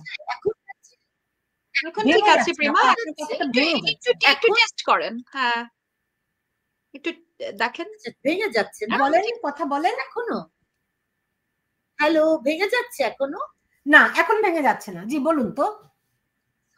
আসলে ওই রাজনীতিটাও যদি একটু ঠিক করে করতো তাহলে বুঝতো আর কি, তাহলে এই ফাঁক ফোকর গুলো রাখতো না। কারণ আসলে এখন যে অবস্থা, মানে আমাদের তো বুঝতে দেওয়ার মতো জায়গা তাদের রাখার কথা ছিল না।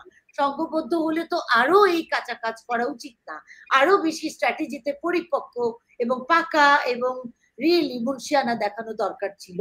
কারণ দেখালে যেটা হতো, আমরা আসলে এই ক্রিটিক্যাল ডিসকাশনে না যে একাত্ম হতে পারতাম, এবং সেটা আমরা তিনজনই চাই। আমি আশা করি যে আমরা স্বতঃস্ফূর্তভাবে অংশগ্রহণ করব। একজন একটি প্রশ্ন করেছেন, আমি কথাটার মানেটা বুঝলাম না, আপনারা একটু বলতে পারবেন কিনা?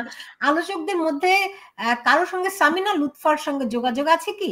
থাকলে জিজ্ঞেস করবেন হেফাজতের আওয়াজ কি শুনেছেন, এটার মানে কি? হেফাজতের আওয়াজ কি শুনেছেন মানে কি? মানে উনি কি বলতে চাচ্ছেন যে এই বিষয়ে হেফাজত কেন এখন পর্যন্ত আওয়াজ দিচ্ছে না, এরকম কিছু? আমি বলতে পারি না। হেফাজত চুপচাপ, যদি এটা হয় যে হেফাজত এখনো চুপচাপ আছে কেন? কারণ হেফাজত চুপচাপ আছে, এটা হচ্ছে খেলার, এটা ফুটবল খেলার প্রথম প্রথম প্রথম পার্ট আর কি। এরপর আপনার প্রিমা আপা, আপনার অডিওটা না মাঝে মধ্যে ভেঙে ভেঙে যাচ্ছে। এখানে আরেকজন বলছেন, kindly bring some rightist women activists along with Nadia and Prima, so that we can also can understand the point, তাদের পয়েন্ট অফ। আমি খুবই ইন্টারেস্টেড। ধরেন আমি তো সামিনা লুৎফাদেরকে আনতেই চাই, তারা তো কথা বলতে চায় না, তারা ভয় পায়। কিংবা আমি হচ্ছে গিয়ে অচ্যুত নারী, আমি হচ্ছে গিয়ে দলিত আরো খারাপ শ্রেণীর নারী, আমি ফেসিস্ট নারী, হ্যাঁ, বা আওয়ামী লীগের দালাল, ফেসিস্টের দোসর, আমার সঙ্গে বসবে না তারা, সামথিং এরকম একটা কিছু হয়তো, যে কারণে তারা আমি আনতে পারিনি। আমি অনেক চেষ্টা করেছি, তাদের ভয় কি নাদিয়া একবার বলেছে। প্রিমা, আপনার কেন, তারা কেন কথা বলতে চায় না, বলতে পারেন আপনি? হেফাজতের যে প্রশ্নটা করলো যে আমরা যেটা বুঝতে পারছি না, সরি ঠিক আছে এখন ঠিক আছে এখন ঠিক আছে বললো হেফাজতের কোনো রিয়াকশন কেন নেই, বা এটা এরকমই বোধহয় জানতে চাইলো না, ওই যে এই একটু আগের প্রশ্নটায়। সো আমার মতে এত রকমের জিনিস এজেন্ডা নিয়ে এসেছে যে এজেন্ডা চারদিকে এরকম ছড়িয়ে গেছে। তো যদি ওর মানে একটা টানেল ভিশনে যেত, 360 ডিগ্রি না করে, হাত পাখা না চড়িয়ে, তাহলে একটা সুনির্দিষ্ট পথে আমরা এগোতে পারতাম আমাদের দাবিগুলো নিয়ে। এবং আমার মতে এটা খুবই দরকার ছিল, যদি আসলে মৈত্রী করতেই চেত, একটা টানেল ভিশনে যাওয়া খুবই বুদ্ধিমানের কাজ হতো, এবং বুঝতাম একটা স্মার্ট পদ্ধতি অবলম্বন করেছে এই ন্যায় আর যুক্তিযুক্ত অধিকার প্রতিষ্ঠার ক্ষেত্রে। জি, আর হেফাজত কেন উত্তর দিচ্ছে না, হেফাজত করছে না? হেফাজতের সামনে আছে। আমি বললাম না যে ধরেন ট্যাঙ্গোর ক্ষেত্রে আপনি দেখবেন দুজন পার্টনার একসাথে কাজ করে না, একজন প্রথমে কাজ করে, একজন প্রথমে তার মুভ গুলো দেখায়, তারপরে দ্বিতীয় পার্টনার একজন চুপ থাকে। আপনি দেখেন যে কারণে হেফাজত এই কারণে চুপ আছে, যে কারণ তারা 23 তারিখ নামবে মাঠে, তখন আপনারা 23 তারিখ ওনাদের।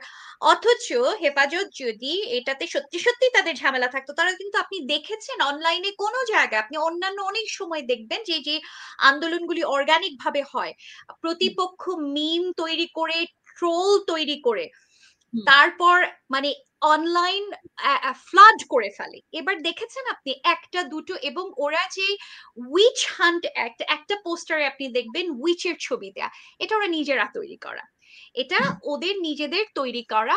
এটা বুঝতে আপনার ধরেন রকেট সায়েন্টিস্ট হওয়া লাগে না, কারণ প্রত্যেকটা ডিজাইনের প্যাটার্ন এভরিথিং কি করে ইউজ করলো, যে বললাম যে আরেকটু স্মার্ট হওয়া দরকার ছিল না, এটা তো দরকার ছিল। এখন ধরেন এটা ঠিক আছে, আমি কিন্তু জানি এটা কিন্তু সুন্দর মুভ, যে আমি যদি জানি যে আমার প্রতিপক্ষের মুভটা কি হবে, আমি সেটা আগের থেকে, এটা দাবা খেলার একটা পদ্ধতি, তাই তো? কিন্তু সেক্ষেত্রে তো আপনাকে আরেকটু কেয়ারফুল হতে হবে।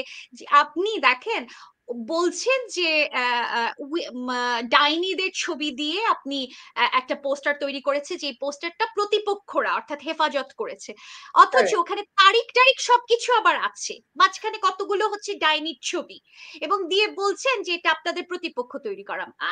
মানে একটু বুঝতে কি রকেট সায়েন্টিস্ট হতে হয় আপনি বলেন? এত দূর কাঁচা কাজ, এবং আপনি এটা একটু কন্ট্রাডিক্টরি হয়ে যাচ্ছে কিন্তু, হ্যাঁ, যে আমরা বলছি যে এরা অর্গানাইজড ছিল, কিন্তু এরকম হ্যাপহাজার্ড করলো প্রিমার প্রশ্নটা, এরকম ছড়ালো কিভাবে? আমার ধারণা এটা হলো অতিরিক্ত কনফিডেন্সে, কারণ ওরা কখনো ভাবতে পারে নাই যে, কারণ এই ধরনের একটা আন্দোলনে কিন্তু আমার এবং প্রিমার কোনো ক্রিটিক্যাল অবস্থান থাকার কথা না, থাকার কথা কি আপনি বলেন? আমারও না। হ্যাঁ, আপনারও না। আপনি ধরেন একদম হার্ডকোর আওয়ামী লীগ, 100% আওয়ামী লীগ আপনি। For the sake of argument, আমি বারবার বলেন তাহলে আসলে কষ্ট পাই। আমি ডেফিনেটলি না আমি ফর দ্য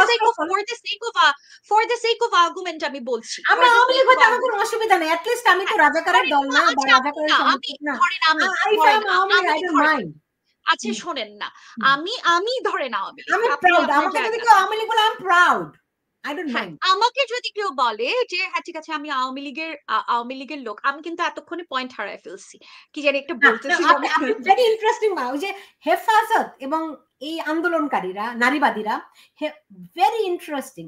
হেফাজত এবং নারীবাদী একই প্ল্যাটফর্মে একই মঞ্চে ঐক্যবদ্ধ, অদৃশ্যভাবে ঐক্যবদ্ধ, এটি আপনি বলতে চেয়েছেন। am I right? Absolutely. এখন দেখেন সামিনা লুৎফাকে আপনি খেয়াল করেন, 15 বছর কিন্তু উনি আওয়ামী লীগ আমলে কথা বলেছেন, উনি হেফাজত নিয়ে বহু তালাব দিয়েছেন, তো তখন ওনার হেফাজতের নাম নিতে সমস্যা হয়নি, আজকে সমস্যা হচ্ছে কেন? এখন তাহলে এখানে দুটো পার্ট, এক হচ্ছে ভয় পাচ্ছেন, যদি ভয় পেয়ে থাকেন তাহলে তো আপনার সেটা বলতে হবে যে আমি এই জায়গাটা থেকে ভয় পাচ্ছি, এরা আমাদেরকে কথা বলতে দিচ্ছে না। আপনি একই সাথে বলছেন সেটা বলতে হয়তো ভয় পাচ্ছে বলতেও ভয় পাচ্ছে বলতেও যদি ভয় পাই, তাইলে তো এখন ধরেন সেখানে খুব ইন্টারেস্টিং একটা জায়গায় আমি পড়ে যাই, কারণ আমি বলি শুনেন, বাংলাদেশের অসংখ্য মেয়ে সাংবাদিক আমাকে ফোন করে বলে বা টেক্সট মেসেজ পাঠায়, আমি দেখাতে পারবো আপনাকে, অন্তত প্রতিদিন আমি 5 থেকে 7টা মেসেজ আমি পাই যে আপা এটা শক্ত করে লিখতে হবে, আমাদের কোনো স্বাধীনতা নাই, কথা বলতে পারি না, ভয়ে আছি, চাকরি নাই, ওএসডি করে রেখেছে। প্রতিদিন 5 থেকে 7টি টেক্সট আমি পাই। তারা আবার প্রকাশ্য বলে 16 বছর কথা বলতে পারিনি। না এটা এইখানে আমার মাঝখানে ঢুকে না, আমি শেষ করি। আমি না আদেশ ঢুকেন আপনি কিন্তু আমাকে শেষ করতে দেন। ওই সেই একই সাংবাদিক যে আজকে কথা বলতে পারছে না, আমাকে বলছে তা আমি যেন তার হয়ে কথা বলি, তাদেরকে আমি বিভিন্ন অনুষ্ঠানে বিভিন্ন আয়োজনে দেখি, তারা বলে আমি এতদিন কথা বলতে পারিনি, আজকে আমি কথা বলতে পারছি। তাহলে তুমি আমার কাছে কেন সাহায্য চাচ্ছ? তুমি যে ওএসডি এই কথাটা তুমি বলতে পারছো না কেন? তোমাকে যে কোণঠাসা করে রেখেছে, তোমার যে চাকরি নাই, তোমাকে যে দমন করে রেখেছে, এই কথাগুলি বলতে পারছো না কেন? উল্টা তুমি সরকারের সাফাই গিয়েও তারা টিকে থাকতে পারছে না। ট্রাস্ট মি, আমি বললাম আমি শেষ করি, তোমরা এই সরকারের যখন পতন হবে, এই সরকার তো বিদায় নেবে, এখনো 5 বছর পরে হোক 10 বছর পরে হোক, তখন তোমরাই আবার বলবা কি ইউনুস জামানায় কথা বলতে পারি নাই। সো অ্যাটলিস্ট কথা বলতে না পারলে অ্যাটলিস্ট চুপ থাকো, মিথ্যা কথা বলো না। আমি আমার পয়েন্ট জানি না ক্লিয়ার করতে পারলাম কিনা। না ঠিক আছে, এটাই আমি বলতে চাচ্ছি, কিন্তু একটা যেটা জিনিস যেখানে আমি এটা ডিসক্লেমার আমাকে দিতেই হবে, যে আওয়ামী লীগ আমলে আমি কথা বলতে পেরেছি এবং এই আমলে পারছি না, এই কথাটা আমি ভুলেও বিশ্বাস করতে রাজি না। আওয়ামী লীগ আমলেও একই ঘটনা ঘটেছে, এখন ধরেন এটা কনসেন্ট্রেটেড অবস্থায় আছে, এবং কনসেন্ট্রেটেড অবস্থায় যখন বাংলাদেশের আইন শৃঙ্খলা পরিস্থিতি একদম নাজুক, একদম খারাপ, তখন বিভিন্ন উগ্রবাদী গোষ্ঠীরা মাথা ছাড়া দিবেই, এবং বিভিন্ন দাগী আসামিরা ছাড়া পেয়েছেন। তারপর পুলিশ এবং প্রশাসন এবং চেইন অফ কমান্ড যখন ভেঙে গেছে, তখন হিজবুত তাহরীর আপনি যেভাবে কথা বলেন, ভেঙে পড়েছে, হ্যাঁ, ছেড়ে দেয়া হয়েছে, রাইট? না কিন্তু আওয়ামী লীগ দেখেন, আমাকে গতকালকে আমি কতগুলো কথা বলতে চাই না, কিন্তু আপনার কথা শুনে আমি এটা ন্যাচারালি হয়েছে, এটা পরিকল্পিতভাবে না ন্যাচারালি আপনি বলেন আওয়ামী লীগ গভর্নমেন্টের আমলে আওয়ামী লীগ গভর্নমেন্ট, আওয়ামী লীগ কি এমন করলেন যে তাকে এই আমি পরিস্থিতির আওয়ামী ভেতর লীগ দিয়ে নিয়ে যেতে কথা হয়েছে? বলতে চাই না নাদিয়া, আমি ওই প্রসঙ্গে যেতে চাই না। আমি ওই জায়গাটাতে থাকতে চেয়েছি। এটা তো ভাঙারই কথা। আপনি একটা ফ্যাসিস্ট রেজিম ছিল, তার মধ্যে ধরেন 50,000 লোকের স্টেক আছে, ধরেন আমেরিকার স্টেক আছে, ধরেন আরো 500 জায়গার স্টেক আছে, অনেকগুলো অর্গানাইজেশনের স্টেক আছে, সেইগুলি বাদ দেন। কিন্তু এটা তো একটা হাসিনার প্রতি যে বিরোধিতা বা ঘৃণা, এটা তো একটা অর্গানিক জায়গায় তৈরি হয়েছিল। হাসিনা সেটাকে ডিল করেন নাই। উনি, ওনার বাবা যে ভুলটা করেছিলেন, যে উনি মনে করেছিলেন বাংলাদেশের লোক তাকে এত ভালোবাসে যে কোনোদিন এই জাতীয় কাজ করতে পারবে না, এটা তো এক ধরনের নাইভ চিন্তা। আপনি যদি বাস্তবতা বিবর্জিত হন, আপনি ভাবছেন আপনি বাংলাদেশের এত উন্নয়ন করে ফেলছেন, তাহলে ঘৃণার জায়গাটা আসছে কোত্থেকে? আপনি বলেন আপনি জঙ্গিদের দমন করেছেন, ভালো কাজ করছেন, কিন্তু জঙ্গি দমন করার তো একটা রাস্তা আছে। দেখেন, ডোন্ট গেট মি রং, পৃথিবীর প্রতিটা রাষ্ট্রের আয়নাঘর থাকে, পৃথিবীর প্রতিটা রাষ্ট্রের আয়নাঘর থাকে, কিন্তু ইউ ডোন্ট ফাকি আপ লাইক দিস। আপনি এখন ধরেন যখন এটা বাইরে বের হচ্ছে, আপনার আপনার এই সমস্ত জিনিস, পৃথিবীতে ইন্টারোগেশন সেল থাকে, প্রতিটা রাষ্ট্রের থাকে। আপনি যে কাজগুলো করেছেন সেই জিনিসটা এমন জায়গায় উপস্থিত হয়েছে যেই ঘৃণাটা আমার মতো মানুষ যে বাংলাদেশে থাকে না তার কাছে পৌঁছে গেছে। আপনি তখন বোঝেন। তো এখন এটার কনসিকুয়েন্সেস আপনাকে at one point or the other আপনাকে এটা ফেস করতে হবে, এবং যেটা হয়েছে এখন তানভীর ভাইদা প্রশ্ন রেখেছেন যে 16 বছর ফ্যাসিস্টের বিরুদ্ধে কথা বলতে পারেন নাই, তো এখন লাল স্বাধীনতার যুগে মাঠে নামতে হলো। কথাবার্তা কে বলে? এই কথা কে বলছে? আমি 2013 সাল থেকে আওয়ামী লীগের বিরুদ্ধে কথা বলি। নাদিয়া আফারা বিগত 16 বছর তাহলে কথা বলতে পেরেছেন, কথা বলতে অসুবিধা হয়নি, এই তো? আমার ওই আমলেও হয়নি, এই আমলেও হয় নাই, আমি কাউকে ডরাই না। আমারও তখন হয়নি, এখনো হয় নাই। যাই হোক, আমাকে শেষ করতে হবে আলোচনাটি, যে আজকের যেই নারীর ডাকে মৈত্রী যাত্রা, এতে কোনো ঐক্য হলো নাকি বিভেদই বাড়লো? প্রিমা খুব সংক্ষেপ করে বলবেন, শেষ 30 সেকেন্ড আমি শেষ করব। ঐক্য হলো নাকি বিভেদ বাড়লো এটা সময় বলে দিবে আমার মতে। তবে আমাদের সাবধান থাকতে হবে, এটা আমি বলতে পারি। সবাইকে আরো সাবধান হতে হবে। আমরা কাকে ডিল করছি, কিভাবে ডিল করছি, কোথায় নিজেকে নিয়ে যাচ্ছি, আমাদের আসলে সাবধানতার মার নাই, সেটা খুবই ইম্পর্টেন্ট এই মুহূর্তে। জি নাদিয়া? আমি শেষ করতে চাই যে অনুষ্ঠানটা এই একটুক যে করেছেন সেটার পেছনের এজেন্ডা যাই থাকুক, যা উদ্দেশ্য থাকুক, একটা অনুষ্ঠান হয়েছে, সেটা ধরেন এক ধরনের আমাদের দেখানো হয়তো দরকার ছিল, এবং আই এপ্রিশিয়েট ইট। এটার জন্য যারা আয়োজক ছিলেন তাদের জন্য তাদেরকে শুভ কামনা। এবং দেখেন, আপনার এবং আমার জার্নি কিন্তু আসলে ভিন্ন না। আপনি এবং আমরা সবাই একই জিনিস, যে এখানে যারা লোকজন ছিলেন তাদের মধ্যে অসৎ মানুষদেরকে আপনি যদি বাদ দেন, আপনি এবং আমি, আপনি জামাত হন, শিবির হন, না জামাত শিবির হয়তো না, ধরেন আওয়ামী লীগ হন, বিএনপি হন, উগ্র ডানপন্থী না, আমরা মোটামুটি বাংলাদেশে সবাই একই রকম জিনিস চাই। তো সেক্ষেত্রে এই এই যে সমাবেশটা হলো, এখানে আমার অফকোর্স ক্রিটিক্যাল অবস্থান আছে, প্রিমার একটা ক্রিটিক্যাল অবস্থান ছিল, আপনার আছে। আমরা আশা করি যে ভবিষ্যতে ওনারা যেই কাজটা করবেন সেটা যাতে আসলে সব মানুষ থাকে। এই যে একগাদা মানুষ বাদ পড়লেন, বাংলাদেশের পুরনো অর্গানাইজেশন গুলো বাদ পড়লেন, তৃণমূলরা রিপ্রেজেন্টেড হলেন না। আপনি বললেন এতগুলো, আপনার হোয়াটসঅ্যাপ গ্রুপে 500 মানুষ আছে, অথচ আপনার ঘোষণাপত্রে লাইক পড়ে 300। তো আপনার নিজের দলের লোকরাই, আপনি নিজের দলের 500 জনকে যদি আপনি আজকে মাঠে নামাতেন, তাহলে আরো আরো বেশি লোক হতো। তো আপনি এই জিনিসটা ঠিক মতো করতে পারেন না, এটা আমার ক্রিটিক্যাল জায়গা। এবং ভবিষ্যতে আপনি সাবধান থাকবেন, ভবিষ্যতে এই সমালোচনাগুলি আপনি কনস্ট্রাকটিভলি দেখবেন, আপনি মাথায় রাখবেন যে আপনি কার বিরুদ্ধে নামছেন। আপনি এত আলাপ না করে যাতে প্রিসাইজ ভাবে আপনি 3-4টা পয়েন্ট বলতে পারেন। এবং আর যদি আপনি সরকারি নারীবাদী হয়ে থাকেন, তাহলে keep doing whatever you are doing, সেক্ষেত্রে আর কিছু বলার নাই। এই পর্যন্তই। হ্যাঁ, কিপ ডুইং ঠিক আছে, আমি বুঝলাম যে তারা ধরেন আপনি যখন বলেন যে মানে শেষ করতে যেও শেষ করতে পারি না, কোন প্রশ্ন আসে।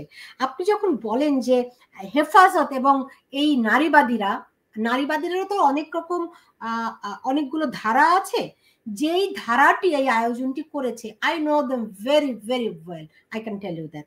সো এই ধারাটি যদি হেফাজতিদের সঙ্গে সত্যি সত্যি একটা অদৃশ্য ঐক্যে আবদ্ধ থাকে, তাহলে তারা ভবিষ্যতে ভিন্ন কিছু আয়োজন করবে। How you can expect? করবে। আপনি লিখিত রাখেন, হেফাজত 23 তারিখ একটা সমাবেশ করবে, এরপর ওনারা আরেকটা করবে, একটু লিখিত রাখেন। একই জিনিসই হবে। প্রিমা আপা কিছু বলতে যাচ্ছিলেন? না, ওই মানে আসলে ওই যে 23 তারিখেরটা খুব জরুরি, এবং এটা কোন দিকে তারা যায় আমাদের এই টকটাও তো তারা শুনবে। তো এখান থেকে যদি কিছু তারা রসদ নিতে পারে, আমি মনে করি তাদের জন্য খুব ভালো হবে, তাদের জন্য স্ট্র্যাটেজি নতুন করে সাজানোতে হেল্প করবে। সেক্ষেত্রে আমরা ওয়েট করি যে তারা কোন দিকে যায়। জি, বুঝতে পেরেছি।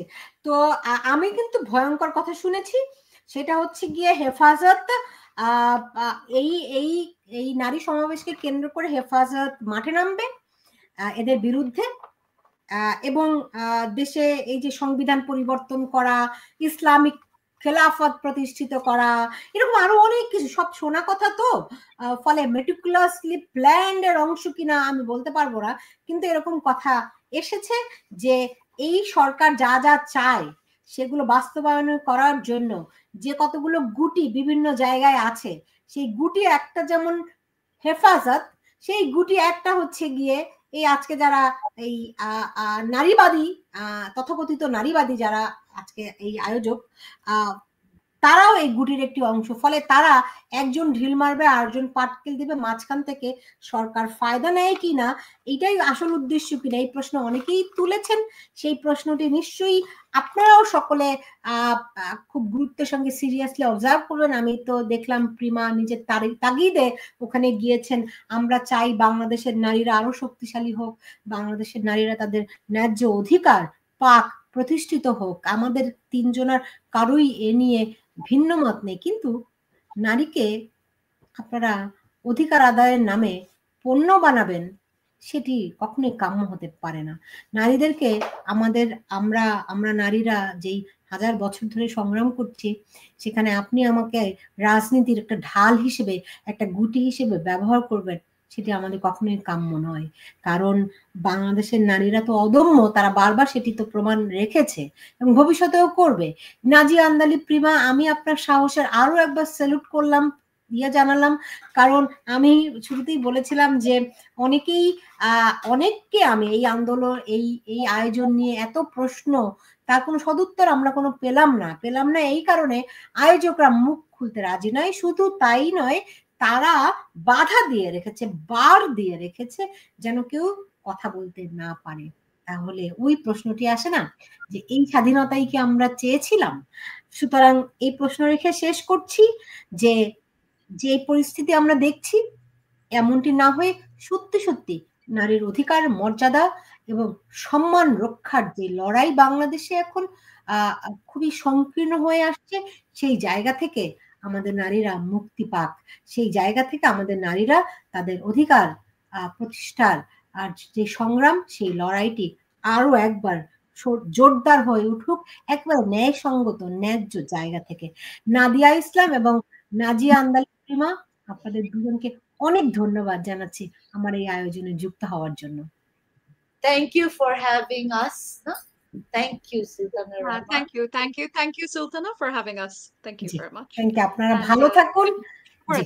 জি, ভালো থাকুন। দর্শক, এই ছিল আমার এখনকার আয়োজনে। আজকের মতো বিদায় নিচ্ছি আমি, সুলতানা রহমান।